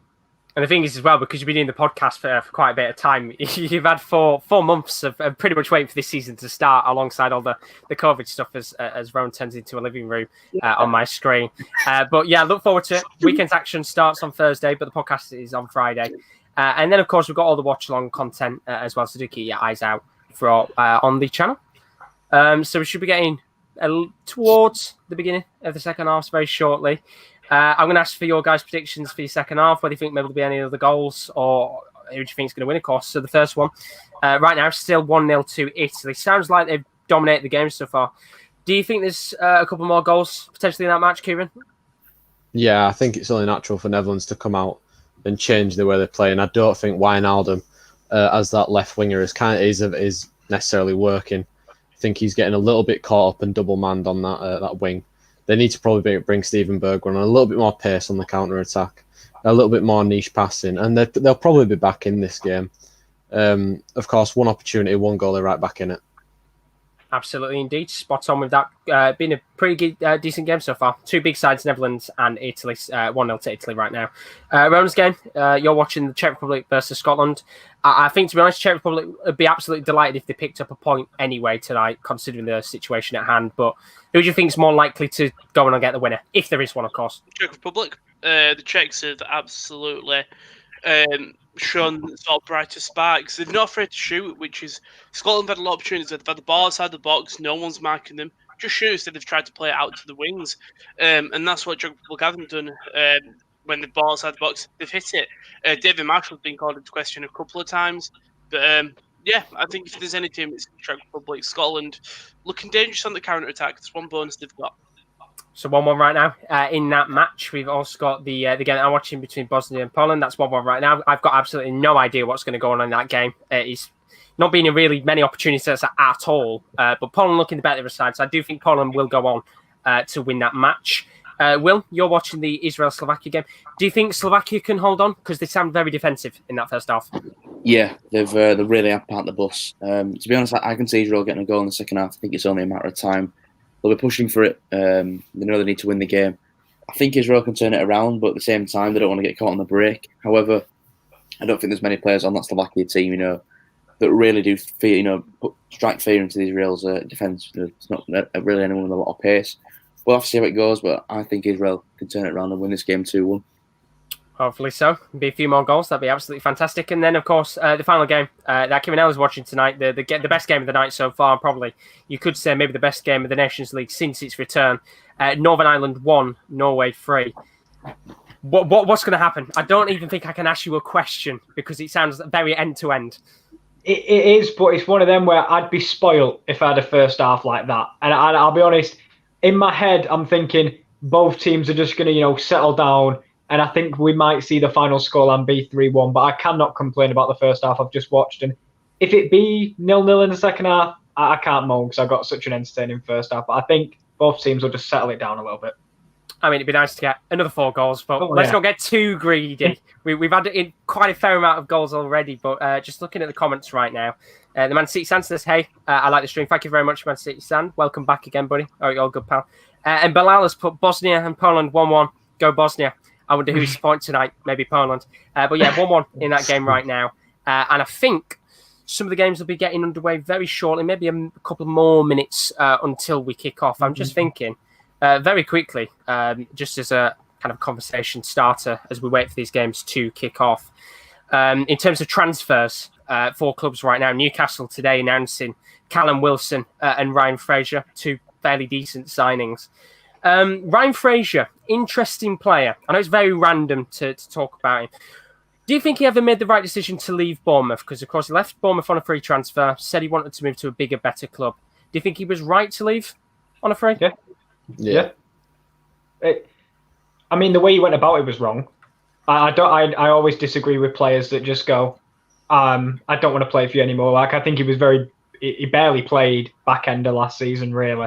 I know with all the COVID stuff that was strange, but I never liked that. I believe play out your contract because you're still there for now. They're still paying you.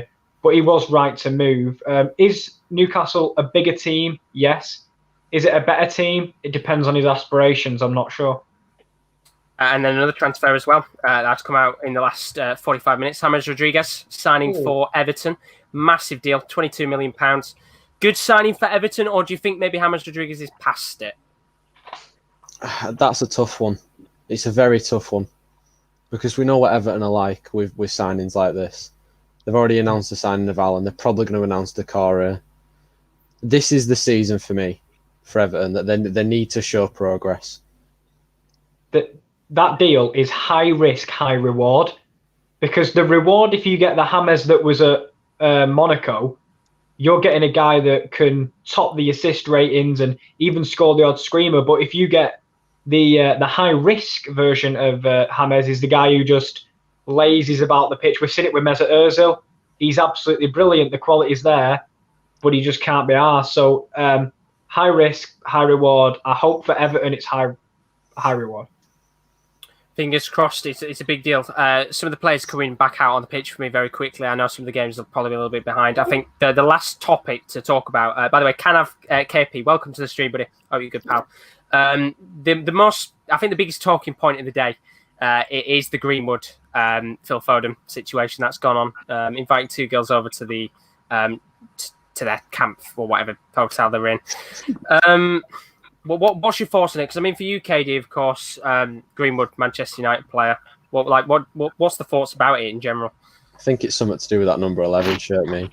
It happened to Giggs. It happened to Januzaj. It's happened to Martial. Now it's happened to Greenwood. To be fair, he's only a young lad, but it is wrong.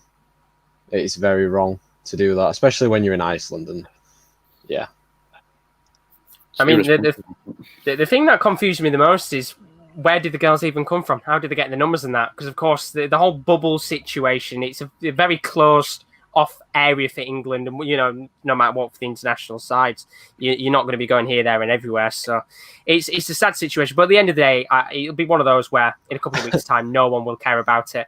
I do think ever again. I think it's slightly worse for Phil Foden though, seeing as he has like a girlfriend and doesn't he have a child? He does. It's more than one. Yeah. That's slightly a little bit worse. At least Greenwood doesn't have like a girlfriend or anything. Yeah, no. Maybe I'm not Phil using that as Foden- an excuse. I'm not using that as an excuse in any remark. It's still wrong. Like, yeah. I think Phil Foden would rather stay in Iceland right now than go back to England. But I know they're being fined as well because of the whole situation. But the second half is about to start in my game, and I'm guessing the second half has started in some of your guys' matches. Mm-hmm. Mine's kicked off, and former Burton Albion legend Liam Boyce is on the pitch. So there's going to be goals. There's going to be goals. Hopefully there is. So I'll take you guys off the screen. Some of the games do start, some of them haven't. And we'll bring you boys back in. He's 1-on-1. He squared it to Sorloth. Goals! 4-1. Wow. Okay. Let me change that very quickly. 4-1. Jesus. Well, we started the second half as we did the first. Describe it to me. It's absolutely unbelievable. I thought it was going to be 0-0 in the second half, but it's not. It's literally an absolutely nothing ball. Haaland heads it to Johansson, who lofts it over the top. It's a lovely 1-2. Peacock travels stranded. Haaland squares it to Sorloth. Simple tapping. No way back for Northern Ireland. Well, there we go. I'll take you guys off the screen now. I've already had a goal with an unbelievable start to the game. See you guys in a bit. What a game. And I mean, Northern Ireland now. Surely it's game over for him, Kieran. Yeah, that is the worst possible start to a half. You bring on a striker, to try and get yourself back in the game. Because at 3-1, I think they still believed, a draw is possible. But Norway, it's that over the top. They've been burnt in behind so many times. They've not learned. Sorloth and Haaland, unbelievable. What a start. 4-1. I'm going to bring Rowan back on the screen just in case my camera does go again. Might be an awkward time to bring you back on there, but yeah, I'm going to bring you on here. I was checking just in myself case my out. camera dies. What a game so far, Rowan. 4-1 Norway. We Jesus. talked about KL having some boring games. He's really got the most lively game possible, hasn't he? Absolutely. It's one of those where you look back, if you've had like a 0-0 draw tonight, you're thinking, God, I wish I picked that one now. Well, I watched Norway a couple of days ago, and Haaland wasn't really in it. In my opinion, that's poor from, I don't know who that was. Scotland got a dangerous throw in here. But yeah, and I watched Norway, and Haaland wasn't amazingly in it, and we saw Soloff come on and made that immediate impact. I think it's a great decision starting the ball front, and I think Haaland needed that game just to find his feet. Obviously, he did score in that other game, but it wasn't the Haaland we expect that we saw at Dortmund. But I'm glad that he's finally finding the form for Norway. It's great to see Soloff as well, because he was so in form when he was playing in Turkey at Trabzonspor, and it seems like he's just taken that form again to the international stage. Is he there permanently at Trabzonspor? It's a confusing situation. He's not right now. They had an option to buy him, but Leipzig want to buy him right now. So I think that'd be a great signing. Be great, replacing Absolutely. Werner. A bit of a different striker to Werner. But he's more bulky, but he's a great striker, and I hope that if he does go, he'll be decent now, won't he? Fingers crossed if he does go. And I mean, if he doesn't, then surely you'd expect him to start at Crystal Palace. And Jesseland's put in the comments about that game, because of course watching the Norway matches, put Harley Soloff equals 2 top strikers. Oh my God. Ordering the Haaland away kit as we speak. And then he put, Haaland won man of the match, but didn't deserve it in that last game. In that last game, I don't know who you really give it to. Probably the Haaland because of the goal, but yeah. It was a cagey affair, and Jesseland's put the fact that Crystal Palace won't get any more than like 10 mil, if I speak. I mean, you're not wrong. With how good he's been, you probably would expect Palace to want to get quite a bit of cash for him, but I think if he was good at the Bundesliga, it'd be the perfect fit for him, because, as you said yourself, Rowan, he's a very different striker. He's fairly quick for how tall he is, but I think he'd do really, really good there. But the Bosnia game, Poland game, has kicked off about 1 minute and 40 seconds in, 1-1 in this match right now, and it's a game where I've got absolutely no idea what is going to go on. It's been a very cagey game, but very few chances. As Poland come forward here, actually, could be an opportunity. Trying to square it towards Kamil Grzycki, who's made a run into the middle, and they're going to get a free kick here. That's about 30 yards out. Teams. Yeah, I mean, the two quite even teams, 2 teams that haven't got their star players, because Žeko is on the bench, so he's not started tonight. Vishka as well is on the bench. And then for Poland, of course, they haven't got Lewandowski. So it's one of those games where you look at it on paper, they look fairly even, to be honest, Yeah. in terms of the teams. But so far, it's been an all right game. It's not been boring at all. It's just been very cagey. I also think in this game, McTominay's playing at centre-back. Thought he was. I know Tierney was playing centre-back in the game. Is he on the bench today, Tierney? Tierney, yeah. He's on the bench. They're technically playing 5 at the back. Ball comes across. Oh, it's a great block there by Hubnik. And now Czech Republic will try counting, they don't. That's a great block by Hubnik, just in front of his goalkeeper. Just puts his body on the line there, and it's cleared. For good opportunity. It's Christie who gets a shot away. Who I said has had a great first half. Jesseland's put about the Soloff situation. Trabzonspor can buy him at the end of the loan spell for 10 mil. I guess it is just a case of whether Trabzonspor have got 10 mil to spend. Penalty. Oh, Jesus. Who to? It's to Scotland, and it's Andy Robertson. Found his way into the box, and it's Malinski who just... He pulls his shirt a little bit. I don't know if there's enough to go down. I'm just going to rewatch it. They're fighting with each other, and Malinski... It is a penalty. I think Malinski's all over him, but they're both going at each other. Malinski does pull the shirt a little bit though, and drags Robertson in. So it is a penalty for Scotland. Andy Robertson did extremely well there to work it. Very unfortunate for Czech Republic. I mean, they've had a good game so far, but I mean, if Scotland could take the lead here, first 3 points on the board would be fantastic. It's a stupid penalty to give away for Malinski. You don't need to do it. If you don't grab the shirt, I don't think it's a penalty because he's still on, and it's Christie who's going to step up to take it. I'm around Chris to do it. Referee just wanted his keeper.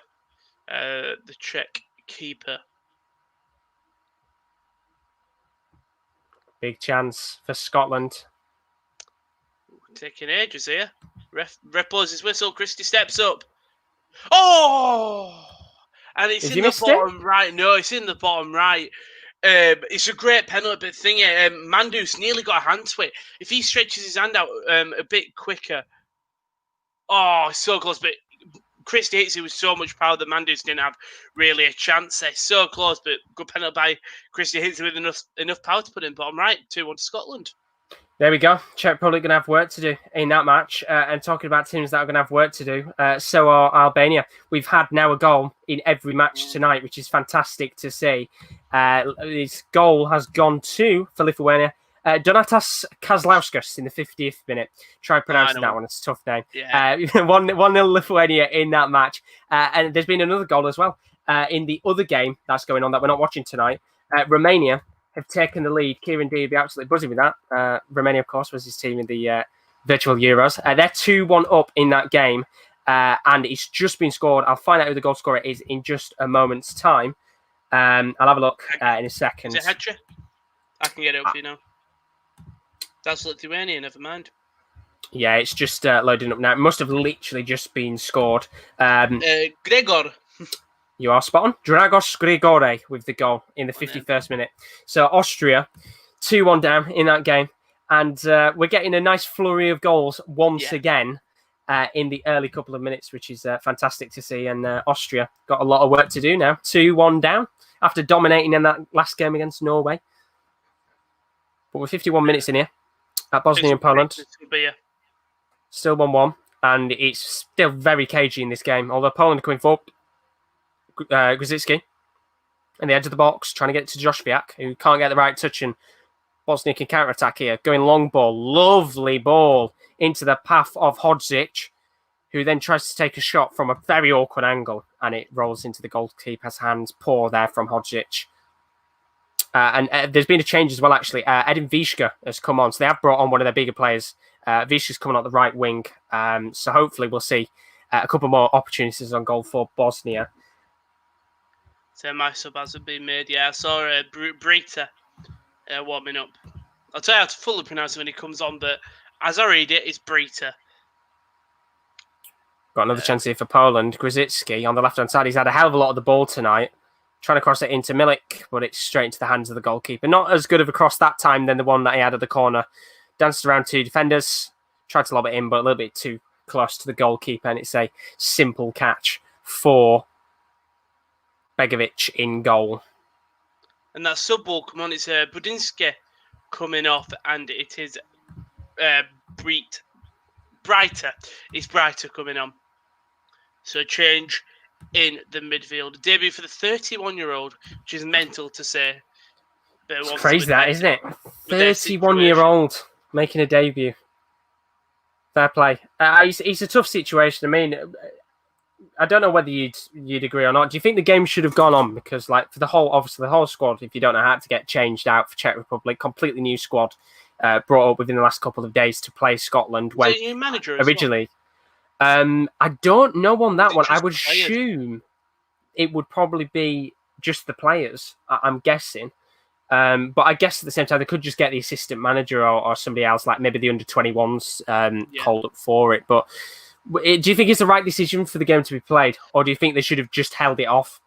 It's definitely tough, but I think the problem is with the Nations League stuff, all the games will need to be played.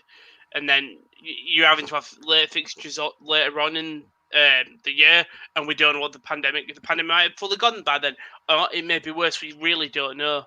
I think because Czech Republic are a big nation, I think they've got enough, not depth in terms of quality, but they've got enough depth that they can call up a full another team and be relatively fine. I mean, they held Scotland to a 1-1. So, yeah. Yeah, it's a tough one. And I think that specific whole situation has now set the kind of the bar now of what they're going to do if teams do get players with coronavirus. But there's been a moment in one of the games. It's the big game tonight between Netherlands and Italy. Italy 1-0 up in that match because of the Barella goal in at a time in the first half. But who's the moment two in the second half, Kieran? Well, it's Netherlands who had the moment. It's an absolutely outstanding save by Donnarumma in there. It would have been 1-1 but for Donnarumma's heroic. So what happened was it was given to the right-hand side to Depay, flicked it round the corner for Wijnaldum, easy tapping back into the box, and who was there? Donny van de Beek. Good effort, fantastic save by Donnarumma. Still 1-0. Thank you very much, KD. Still 1-0 to Italy right now. Good game so far. And there's been another goal, Rowan, in the Norway game. There has. Surely it's not 5-1. It is 5-1. It's becoming an absolute rout. Soloth passes it to the side where it's El Yunusi. It's another ball in behind the strikers, and Haaland is one-on-one, and he does what he does best with his left foot, slots it past Peacock Farrell, got no chance. One of the best strikers in the world at the moment, and no one can stop him. Oh dear, 5-1 down. Thank you very much, Cal. It's becoming a little bit embarrassing for Northern Ireland now with the scoreline. 5-1. Unbelievable. Perfect performance. Poland coming forward here. Good chance to loft it towards Milik. Begovic is able to clear away. This game's getting a little bit better right now, but look at the chat. Jesselund is loving it right now. Oh my God. Halle over Lewandowski. I mean, what a performance he's had tonight, and a fantastic season overall. Such a good player on his day, and Northern Ireland now, it's such a really poor result. I mean, the new manager as well. Yeah, for them, they've got to hold them to 5-1 anymore, and it becomes severely embarrassing. Absolutely, indeed. Willersport, Munas de Ber's come off in the Israel game. Still 1-0 to Slovakia in that match. But what's happened in your game, Rowan? Czech Republic, they had a corner, a free kick, and the cross comes in, and it's blocked by, I think it's Cooper, and it's just headed straight to Hubnik, the captain, and the centre-back just skies it over, or tries to hit on the volley, and he just skies it over the crossbar. A big opportunity there for the Czech Republic. I saw the free kick happen. There was a man actually free to the right, and as soon as he called for it, the player did look, but Scotland came across and covered it. But good sense, Czech Republic, the centre-back's nearly scoring. Well, we've just had a chance in this game, and I tell you what, if Kamil Grosicki had scored this goal, it might have been goal of the Nations League so far. He's at the halfway line. He rainbow flicks it over the midfielder, and then from 35 yards out, hits it on the volley, and it just goes wide. Honestly, you'd think he's the Polish Neymar with that opportunity. I was about to go absolutely mental if that went past Begovic, but it didn't. It's so unfortunate. He's learned that from Tommy, who's on the training ground. Oh, so unlucky, but he still won one in this match. If that goal had gone in, I would have gone absolutely mental. Dangerous free kick here, and that's stupid by McTominay. McTominay, I think he's just holding Teckle. Teckle is doing great here. He's just standing his ground outside the box, and McTominay's holding him, so Teckle's just backing and back and forth into him. He's trying to get a penalty, but the ball is literally on the line of the free kick, not the semicircle. The rectangular line, it is so close to a penalty. McTominay is just holding on. Actually, Teckle does hold it to McTominay there, but McTominay probably should back up. It's a very big opportunity for the team in red here. There's been a few changes in the other games. Kieran says Van der Beek's come off, Steven Bergwijn's come on, so that's Van der Beek watch ended for now. And Will's put in the Israel game, Shona Versman has come on for Munas de Ber. Good player, recently moved from Wolfsburg in Austria to Real Valladolid, top scorer in the Austrian league last season. Fantastic player. Wouldn't surprise me if he scores in that game. It's practically an indirect free kick here. These 6-7 men in the Scottish wall. It's faked. It's wide. Oh, I love indirect free kicks. Oh, Bosnia in. Oh, how has he missed that? Edin Vizca with the opportunity to make it 2-1 to Bosnia. I have no idea how he's missed this. Just looking at the opportunity now, it's a ball that's whipped in from Kovacic, the left back, into the path of Edin Vizca. He's just into the middle of the box. He's completely unmarked, and it's literally just the simplest touch on the ball and it's in the back of the net. He times the opportunity, and it goes wide. This free kick hit the outside of the post. Marshall wasn't getting there. It just whips it a bit too far to the left. It was Havlik, sorry, not thingy. But it's so close there. Could have been a goal. Could have been a great goal there. And a goal that they need, really, to make it 2-2. I think Scott making a sub. I think it's striker sub. I think it is Dykes coming off. Never mind. No, it's not. We're 60 minutes into the games. The scores on the doors right now. Israel 0, Slovakia 1. Still 1-0 down in that game. Czech Republic 1, Scotland 2. Scotland coming back from 1-0 down. Northern Ireland 1, Norway 5. Demolition, that is turning to be now. Bosnia 1, Poland 1. As Edin Dzeko just comes onto the pitch. The big boys are on now for Bosnia as they try to look to win the game. Austria 1, Romania 2. Romania 2-0 to the good, but Austria trying to make a comeback in that game. Sorry, no, it was 1-1, and then Romania took the lead in that one. And then Netherlands 0, Italy 1. Italy, good performance so far in that game. And then Albania 0, Lithuania 1. Early goal in the second half for Lithuania in that game. But a goal in every game right now. And I've got to say, really good matches, it sounds like, across the board tonight. Fantastic to see. We're 60 minutes in here. Bosnia, Poland. There's going to be a free kick on the halfway line for Poland, and you would assume soon that the home side, away side will make some changes in this game. Of course, they do have Krzysztof Piatek as the main forward. That could come on at some point in this match to potentially change the scoreline. But Dzeko's on as well for Bosnia. So wasteful here from the Czechs. It's on a counter-attack, and that's Tekel just tries to swing into the box, but no one's there. It's straight into the Scottish defence. Such a wasted opportunity for them there. Bosnia coming forward here. Maybe an opportunity for Edin Dzeko to get his first chance on goal of this game. Half an hour left of this match. You would think with the two changes here, the two major players for Bosnia on now, they are looking to go and get the win. Of course, they would go up to, I think Bosnia, they got a point in their last game. So they'd be up to 4 points, which would be fantastic for them. So just have a look at the table right now, actually, because I haven't really looked at that to see what's going on. In terms of the matches tonight, Italy win this game, they'll go top of their group. Netherlands will be in second on 3 points. Bosnia have got 2 points, they'll be in third, and Poland bottom with 1 point. Romania will be top in their group, that's League B Group 1 on 4 points. Austria, although they're losing tonight, they'll be in second on 3 points. Norway will be in third on 3 points, even though they are winning 5-1 right now. And then bottom will be Northern Ireland with 1 point already. Poor start for Northern Ireland in their group. League B Group 2, Scotland, they'll go top of their group on 4 points. Second, Czech Republic, they'll be on 3 points.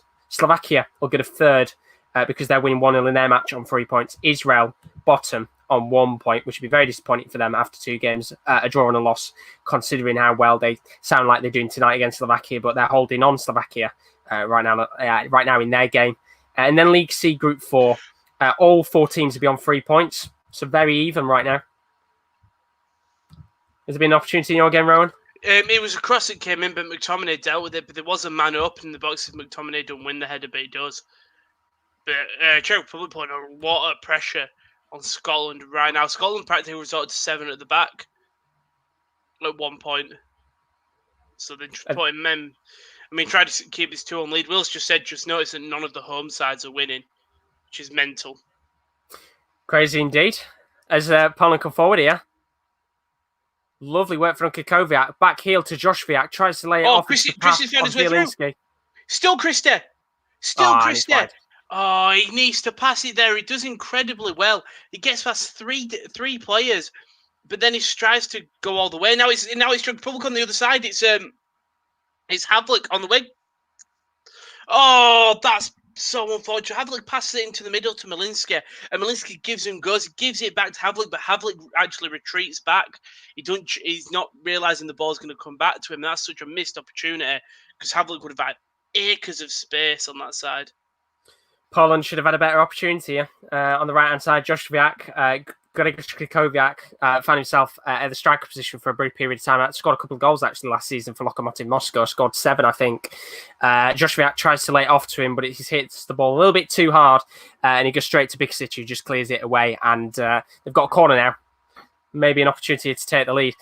In this type of situation, you kind of want somebody like a Robert Lewandowski to be in the box, get it towards his head and put it in. But I guess we already had a goal from a corner, which was Kamil Glick. Maybe Grzycki could do the same again because he's the one that's going to take the corner. You want your natural finisher on in there. But I suppose when you've got Glick, it's all you need. I mean, they've still got Arkadiusz Milik, but he's not done a great deal tonight, being very quiet. I think we'll see Krzysztof Piatek come on very shortly at some point, and maybe put both up top together so they can try and get the win. But the corner's going to be whipped in here. Can Kamil Grzycki use his wand of a right foot, lofts it in, cleared away, and unfortunately this time does go into the back of the net, which is a real shame. Patterson's going to come on at 4. Dykes, the Cardiff man, will come on for the Livingston man, who was born in Queensland. Not too bad. I've got a feeling Kyle's going to type out it's his left foot. He has got a wand of a right foot. Fantastic. Jesseland's put 5 goals in 5 shots. Honestly. Clinical. Clinical. That's the best way of putting it right now. 5-1 to Norway right now. Still time for a couple more goals. That is the game of the tournament so far, I'd probably say, in terms of the start of both halves. Poland are in here, by the way. It's not what a save! Oh my god! What's happened, Rowan? And it's Teshek. I found out how to say his name. And that is a golden opportunity. Marshall's laid on the floor. It first comes, and it's it's an incredible save by David Marshall, and then Teček finds himself open. The ball just goes a little bit behind him, but it's practically an open net, and he puts it wide. It's Havlik who plays it through to Pesek. Pesek has a shot saved by Marshall, and then Teček just puts it wide, and that should have been a goal. Should have been a goal here as well. It is a good opportunity for Bosnia to go up and score from a counter-attack. It was Vishko on the right-hand side, bombing forward. Then he lays it off just outside of the box to Edin Dzeko.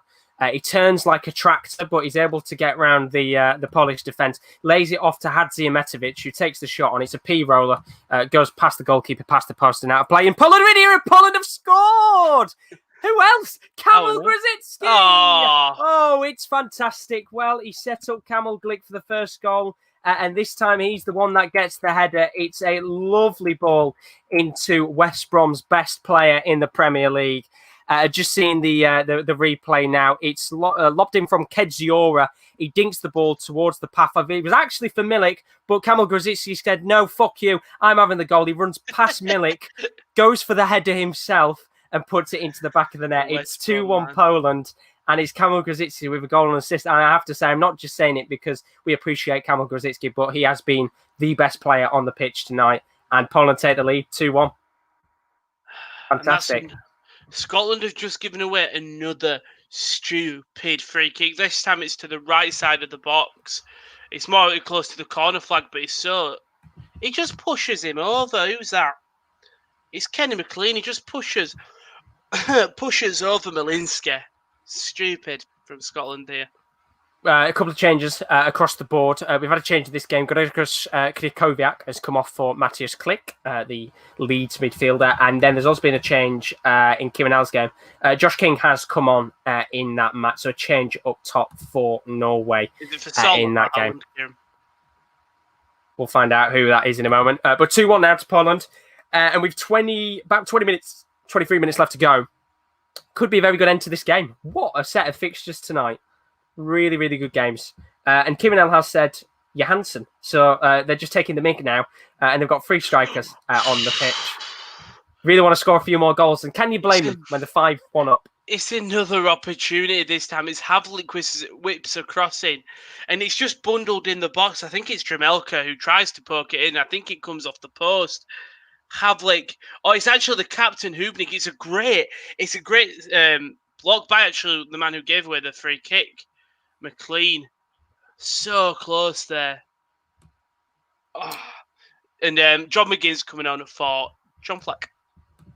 There we go. So a few changes across the board. KD's put Netherlands getting frustrated. Still 1-0 in that game right now. You can see the scores on the bottom of your screen, about 65, 70 minutes. I'm going to change to 70 minutes just for the sake of time. Israel 1-0 down still to Slovakia. Czech Republic 2-1 down to Scotland. Northern Ireland losing 5-1 to Norway. What a performance tonight from Norway. Bosnia now losing to Poland 2-1. Kamil Grzycki being the star player for Poland tonight. Austria 2-1 down to Romania. Netherlands still 1-0 down to Italy. Great performance tonight from Italy, considering they got a 1-1 draw against Bosnia in their previous game. And Albania still 1-0 down to Lithuania. And just as we say that, there's been another goal in one of the games tonight that we aren't watching. Romania are now 3-1 up against Austria. Wow. So a really poor performance tonight for Austria. And the goal scorer is Alexandru Maxim, the former Stuttgart player, with the goal in that game. Good performance by Romania. Really good performance. I mean, Austria tonight, it's not the greatest squad, but there's still a lot of good players on the pitch. I mean, Baumgartlinger's on there, Liner at the back, just to name kind of a couple of their big name players, but really poor from Austria. Very disappointing result. And there's been another change in the Netherlands game as well. Dumfries has come on.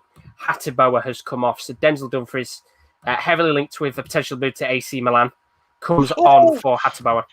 Another opportunity.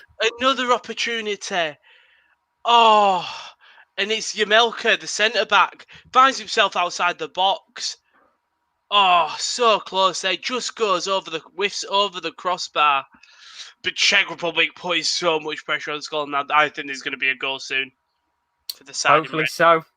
More goals, the better. We are now into the 70th minute of this game. We're getting around the 70th minute of the other games as well across the board. I mean, tonight, Rowan, I've got to say, it has instilled a bit more belief in me that the Nations League can be enjoyable to watch. Yeah. Because I'm not going to lie, these have been really good games across the board tonight. From the That's it. I think the National Leagues were fun. Once we get the leagues back and then all the players are playing consistent football, I think the games will be more entertaining. I think, unfortunately, the first game was the first game for a lot of players.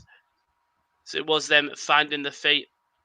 Absolutely, indeed. And I think tonight has proved that, although I think a lot of people will look to the fixtures maybe this morning, try checking out what's on, they'll have looked at Netherlands and thought, that'll just be the best game tonight. But when you actually look at it, you could probably say it's probably one of the worst ones. Yeah, Norway, Northern Ireland really proving to be the better game. And that's not to take away from Netherlands at the sense of bad game, just in terms of the amount of goals and the quality of the matches. It sounds like the other games have been just fairly good tonight. But 71 minutes on the clock here. As you can see on the screen, the scores are updating as we go along.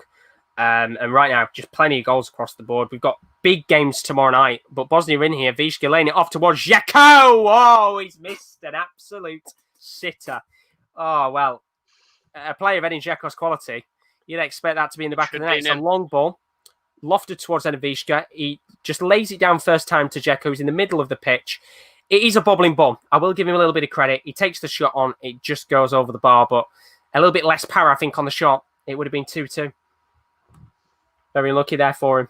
Scotland have got a great free kick opportunity for a cross. It's going to be Armstrong, Southampton man, who stands over it. And Christie will come in by Armstrong.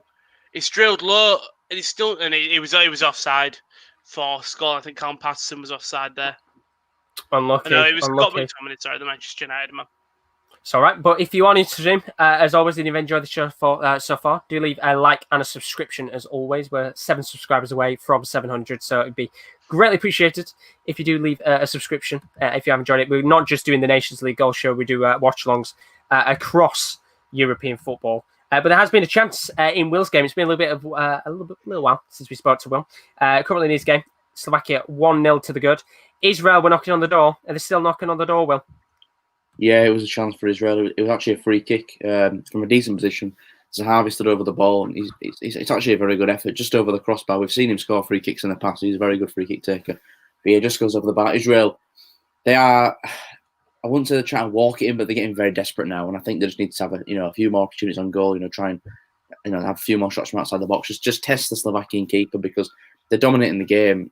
Slovakia maybe had one shot in the second half, and it was an easy save for the Israel keeper. But other than that, Israel are dominating, but just can't find a way through. And it's the clock really is starting to be against them now. There's only 15 minutes to go. Need to find a goal soon. 1-0 still to Slovakia. Thank you very much, Will, with the update on the Israel-Slovakia game. Bosnia are forward here. They're in the box right now, but the referee has given a free kick to Poland for some pulling of the shirts. We've just got a sub here. It's Potokny who's come on for the goal scorer, Pesek, the Czech Republic. Interesting start, though. Scotland, 7 offsides to Czech Republic's 0. Living on the high line there. 74 minutes left on the clock. We've got some really good games tomorrow night. You thought these games might have been a bit poor. They've been fantastic. Wait till tomorrow night, because we've got some enthralling matches. We have Denmark versus England. I wouldn't call that enthralling. It's just we've got to watch England because we're, of course, from England. But Sweden are taking on Portugal. France take on Croatia, although it looks like Mbappe is going to be out because it sounds like he's contracted coronavirus, which is a shame. Was he in the club? Was he in the group? He If was. he was, sure the entire French team has to replace. I don't know, but he was because he scored in their previous game. So I don't know what the whole situation is there for France. But they face Croatia tomorrow night, repeat the World Cup final, of course, in 2018. I was just thinking because Czech Republic had a bit of time before their next game, so they could have switched out Tim and Tal, but surely France might have to forfeit. I honestly don't know what would happen because I know it's a case of maybe they've been able to call up some of the France under-21s, but they've played tonight as well. So it's not a case of being able to call them up because they've literally played a couple of hours ago. So I've got no idea what will go on there, but that's France versus Croatia tomorrow night. And then the biggest game of the ball, the game that I'm pretty sure somebody will probably watch tomorrow night, I think it will be Rowan. San Marino take on Liechtenstein at 7:45 tomorrow. And it just feels like the type of game you'd want to watch. So big games tomorrow night at 7:45. Looking forward to it indeed. But right now, we're about 75 minutes into these games. 15 minutes to go. Can we get some more goals, please? And another stupid foul here, this time from McKenna, bring down Tetchel. And Jesus Christ, Scotland have had a proper issue of just holding. It's the simplest thing. Just don't hold a player because the player will go down. Yeah, I think every single defender, apart from Andrew Robertson. No, Robertson's done it. Every single player is brought down. Playing. They've got another dangerous free kick here. Marshall nearly made an incredible save earlier. It's all right. I was about to say West Ham fans look away because it looked like Fabianski looked like he'd torn potentially his hamstring there, but he seems all right. The jobs they just checked on him to make sure, but he looks okay. And he's coming back on the pitch. So that's very good news because for a brief second there, he looked in severe agony. I thought maybe, West Ham were about to lose their main goalkeeper, but he's all right now. He's back on the pitch. And we've got 14 minutes left to play here. We've got a goal kick for Poland, which Fabianski is going to take. So he's okay. Good to see that. Poland is standing over this.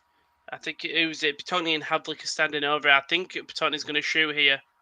No, Havlik fakes it. Oh, Petoni just shoots it straight into the wall. Poor opportunity there, but he'll go quick. He'll take the throw in quick.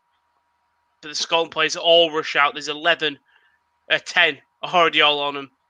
Well, I tell you what, Fabianski nearly cost his side there. It was a goal kick just after the injury, which he played out very short, actually, straight to Edin Vishka, who took the ball down lovely on the far right-hand side, laid it off for Edin Dzeko, who tried to get around Bednarek, just get the shot on through Bednarek's legs, but it goes straight into the hands of Fabianski.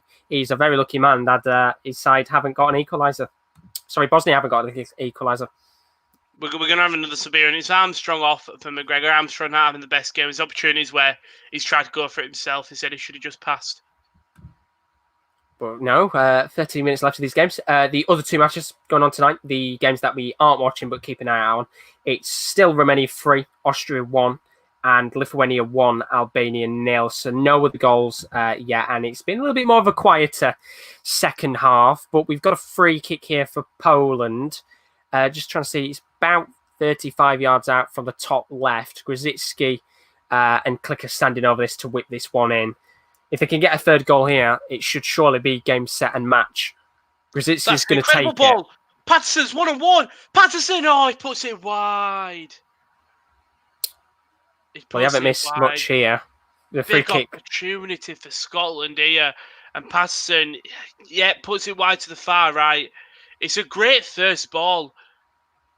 And scuffed it completely wide. Keeper Mandus may have saved it, and Havlik has come off for Antoine Rusek. Yeah, the free kick, very poor in the Bosnia game. Good crossing from Grzycki.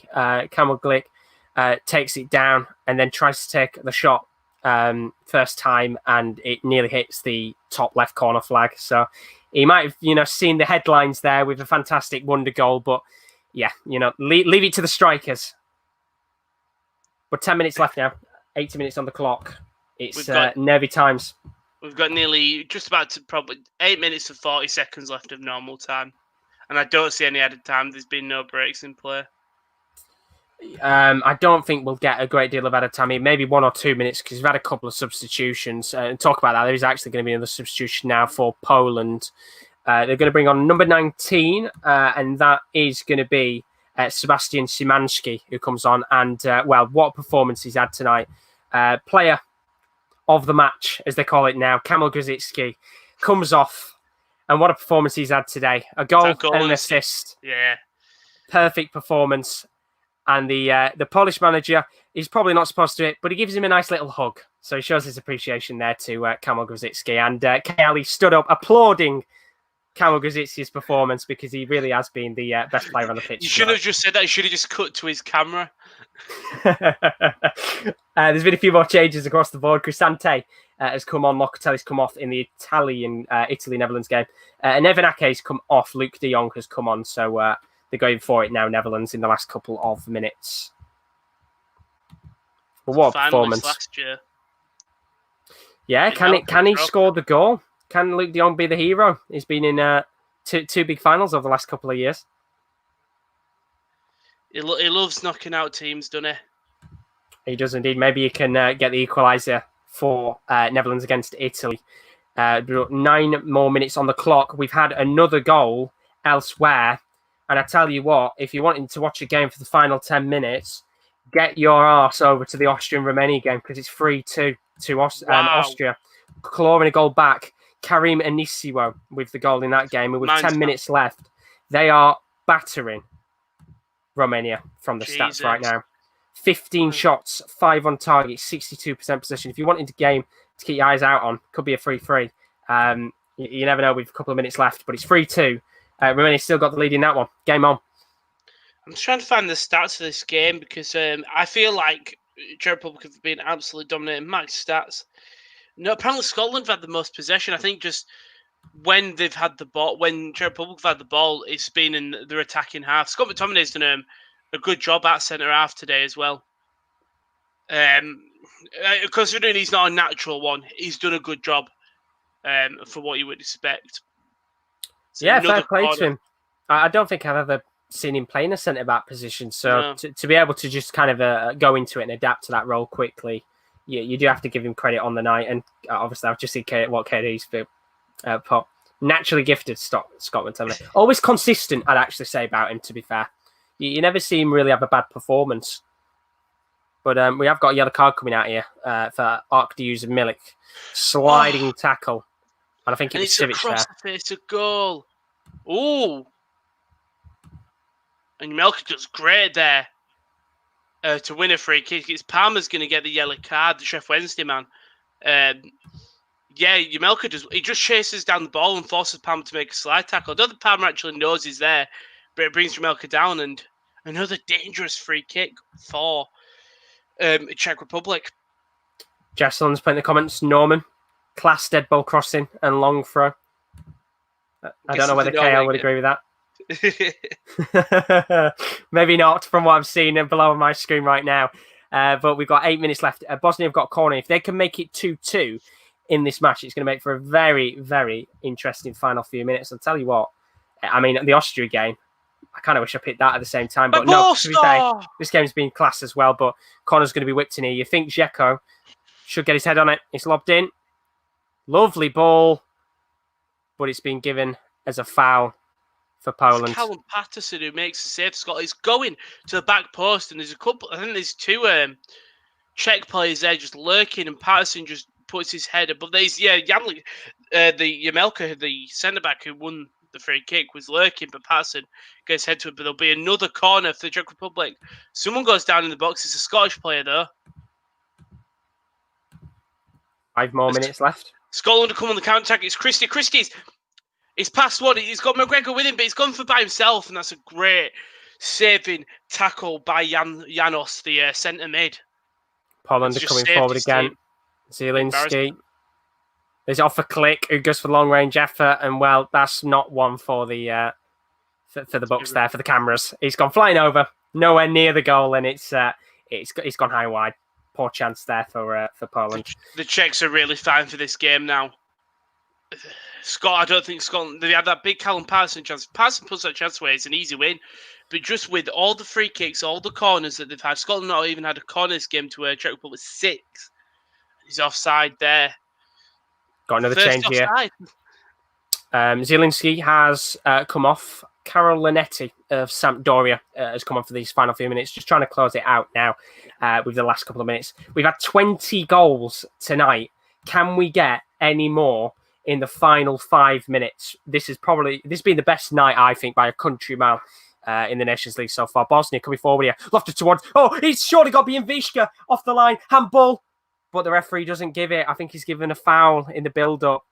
Oh, well, Vishka. To be honest, I think Vishka should have tapped that into the back of the net. It's in the replay here. It's a ball that's lofted in from the left back to Vishka. Oh, he's so unlucky. He did try and get a touch on the ball. He was really close to the right-hand side of the post. If he'd have got a tap on it, Rowan, it'd have been in the back of the net. But he doesn't. He gets a touch, but he clips his right leg very awkwardly and goes away from goal. Mm-hmm. And then a foul is given in the build-up. So good chance there for Bosnia to make it 2-2, but still stays 2-1 in this match. Very big let-off there for Poland. Scotland got thrown. Scotland are defending well here. There's always a man on every single player, but if they lose focus for a second, the Czechs will make them pay. I mean, Poland obviously say 2-1 up. It's not a big lead. It really isn't. Not at all. It only takes one opportunity for Czechs to take, and then it's a 2-2, and you'll be looking at the result and saying it's a poor game for Scotland to drop 2 points. Yeah. But we are into the final couple of minutes of these games. I think some of the matches might be in towards the 90th minute. Some are still in the last couple of minutes, the 80th. Hadzimetovic has just been given a yellow card. And it's another free kick for Czech Republic. This time McGregor giving away the foul. It's further back, but it'll be lofted in by Janos here. He's going to take it quick. He's calling for it early. He's waiting. No one's setting up as he likes. We've had a red card in one of the games. It's not one of the games that we're watching, but there's been a red card for Albania against Lithuania. Lithuania 1-0 up in that game. Elseed Hysaj, he's an aging right back. The aging and he's got a red card in that game. Who does he think he is? He's got a long career ahead of him. Poland coming forward here. It's towards surely got to be free. Oh, how Kamil Glick not scored. Sorry, that's Klick who should have scored that there. But so with this free kick, by the way, it went out straight for a corner. It's took. The referee does blow his whistle. I think they're going to retake it. There was fouls in the box. The ref blew the whistle before it was took though. Yeah, Poland should have had a third goal there. It was Klick, not Glick. Very awkward save off names because they're very close to each other. Josh. I'd count that as a win in my books. I mean, I tell you one thing though, Miliki's getting very fuming because, of course, the second goal that Poland scored, he went for the header, but Grzycki beat him to it. This time, he went for the header. It was Klick who came out of nowhere and went for the got a bomb. It's going to come back in. It's blocked. It's outside the box. Shot. It's still in the box. It's still going to be played. I'll tell you in a second. It's outside the box. We've had a chance in 2-0 game. Is it goal? Oh no! The cross came in, and it's from that. It was. I think the whistle's going to go. It's across the face. The cross comes in, and it's Hubnik at the back post. I think the captain. He heads it back across. Oh! It hits the post, and it comes back off to the wing. Another cross comes in. It's cleared by Scotland. Oh, that could have been a wonderful header. I don't think it's Hubnik. I can't see. It's number 10 for Czech Republic, who is, and it's Rusek, the sub. 4 minutes at a time, so we've got 3 minutes left, and Czech Republic really giving everything now. Well, we've got a moment in the Northern Ireland Norway game. We're going to go to KL to see what's happened there. Who's the moment to, KL? It could have been 6 for Norway, and it could have been 3 for Alexander Soloff. He was through-balled by his strike partner, Haaland. That link-up has been unbelievable. He's one-on-one. He goes to chip Peacock Farrell. Peacock Farrell gets a hand to it, but it's still making its way towards goal. Cathcart's first to give it a chance, but he stacks it and it's the post. And then next up is Shane Ferguson, who diving heads it off the line. It's late in the day and only a minute to go. Still 5-1 in that game. Sky have decided to stop the stream for my game. And it's not working anymore. If you reload it, mine was doing it the other day, and I said to reload it. But before you reload, do you wanna? There's been a goal. Oh, there's been a goal. Will, Israel v Slovakia. Slovakia, they were 1-0 up. Will, have Israel done it, or Slovakia doubled their lead? Israel have levelled it in the 90th minute. Oh. I tell you what, they've dominated this second half. Absolutely dominated. They really have deserved a goal, and they've got their goal. And to be fair, Slovakia, they've defended really well, but this one lapse in concentration has cost them. Nice through ball, but it should be cleared away. The defenders completely missed it, and it's fallen to the substitute, Jai Elmkis, I think it is, who came on, and he's been a bright spark since he's come on, and he's got the equaliser in the 91st minute. It's looking like it saved Israel a point. Maybe they can go on and try and get the win here. Fair play. 1-1 to Israel. The stream has just stopped in general. I've reloaded it up, not working. So I've quickly jumped up to the Austria-Romania game. It's got 4 minutes left in that one. See what happens there. I don't know why it's ended. But there's been a moment in KD's game between Netherlands and Italy. It's been a while since we've spoke to him. Who's that moment been to, KD? Moise Keane has just missed an open goal. He has rounded Silison and put it wide. Speechless. Absolutely speechless indeed. Italy, though, so close to potentially getting the win in that match. Thank you very much, KD. A few more minutes left. Netherlands 0, Italy 1. And Romania have got a chance here to make it 4-2. It's come towards them again. Lovely opportunity. There's a foul in the build-up. Referee says no. Free kick. And now it's Austria come forward again. Remember that this game is 3-2 right now. Austria have got 3 minutes left to try and salvage a point. They're coming forward here. It's Baumgartlinger on the ball. Still going. Still going. Moves it to the right back. Towards Liner. Oh, how's he missed it? Oh, well, that is a massive opportunity. I think it's Juric who's just missed an absolute sitter in that game. And full time, it is starting to go around in some of the other games. It's full time between Northern Ireland and Norway. 5-1 KL. What a game. Yeah, it's an unbelievable game. But I've got to admit, I think if you're Northern Ireland, you're starting to get a little bit worried. If you've been destroyed by Norway, they didn't look convincing against Romania. Sorry, the keeper's up. Sorry. Sorry, carry on. No, you continue. It's all good. Come back to me later. I'll come back. Sorry, there's 20 seconds left, and Czech Republic have got a corner. Mandus has come up. It's cleared. There's still 15 seconds left. It's going to go back outside to the wing. Mandus he's going to have to go back to his net just in case. Cross comes in. Oh, Jamelk puts it out and the whistle will go. Bring KL back in there. I do apologise. It's okay. I'll bring it back in now. There we go. Sorry, KL. I do apologise.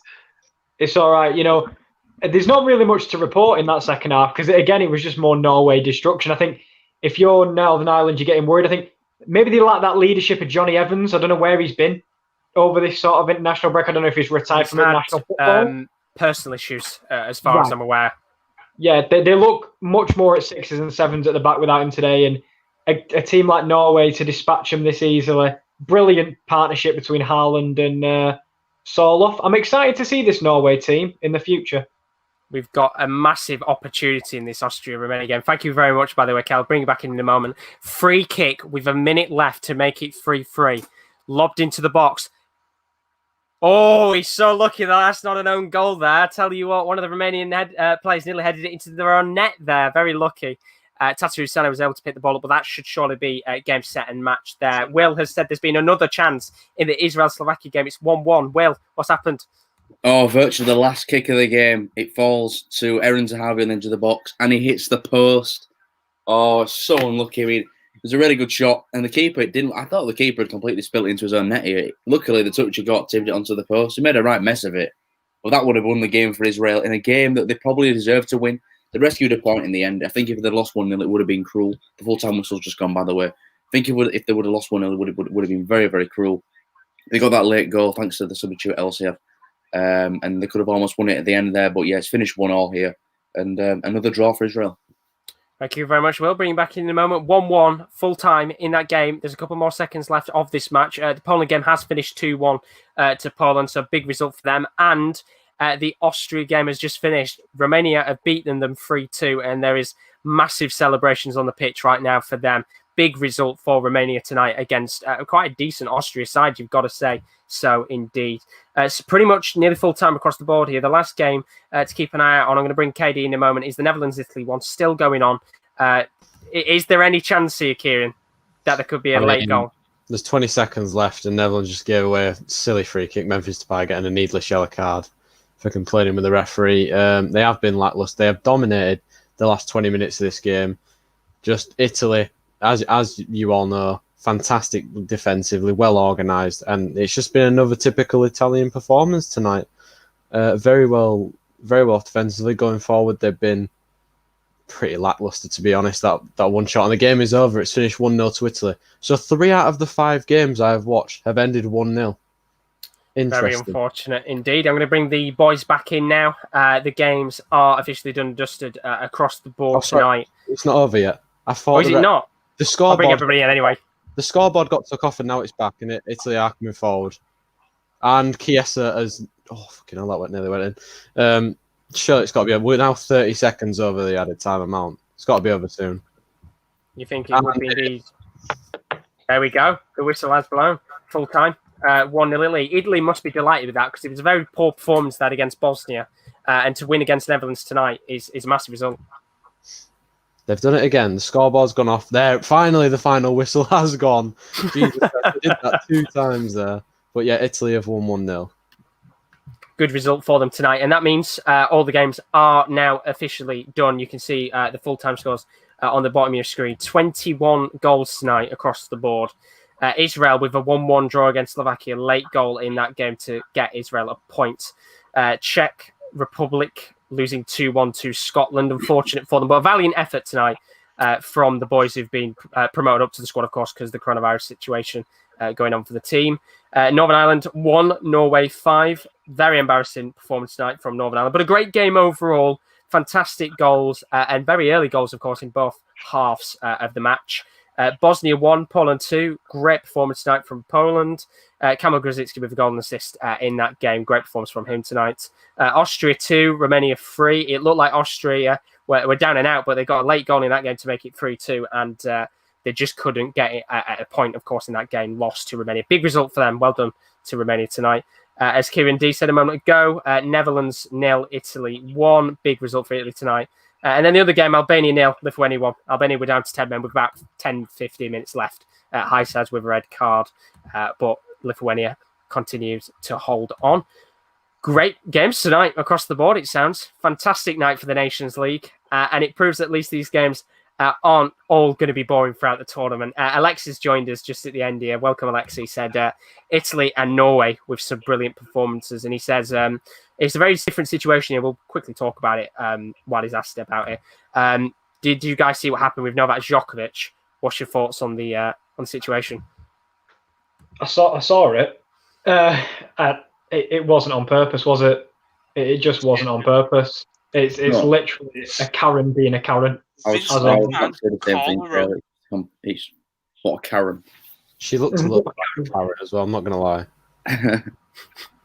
It's just one of those, isn't it? Sadly, rules are rules.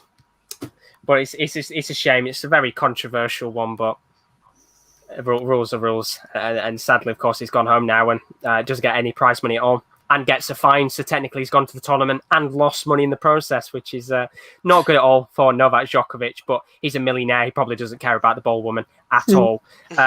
Should probably try and get compensation for a few £1 million.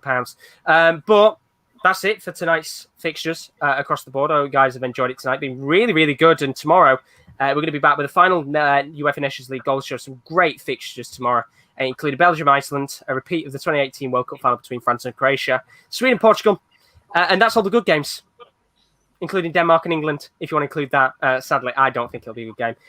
But keep your eyes out in the meantime. Plenty more content to come on the channel, of course, tomorrow. We have the Wrestling Corner in the morning with Simon and Rowan, so keep your eyes out for that, as always. But as for now, boys, thank you very much, as always, for joining. Thank you. Greatly appreciated. Thank you very much indeed. And we'll see you guys tomorrow. See you later. Bye-bye.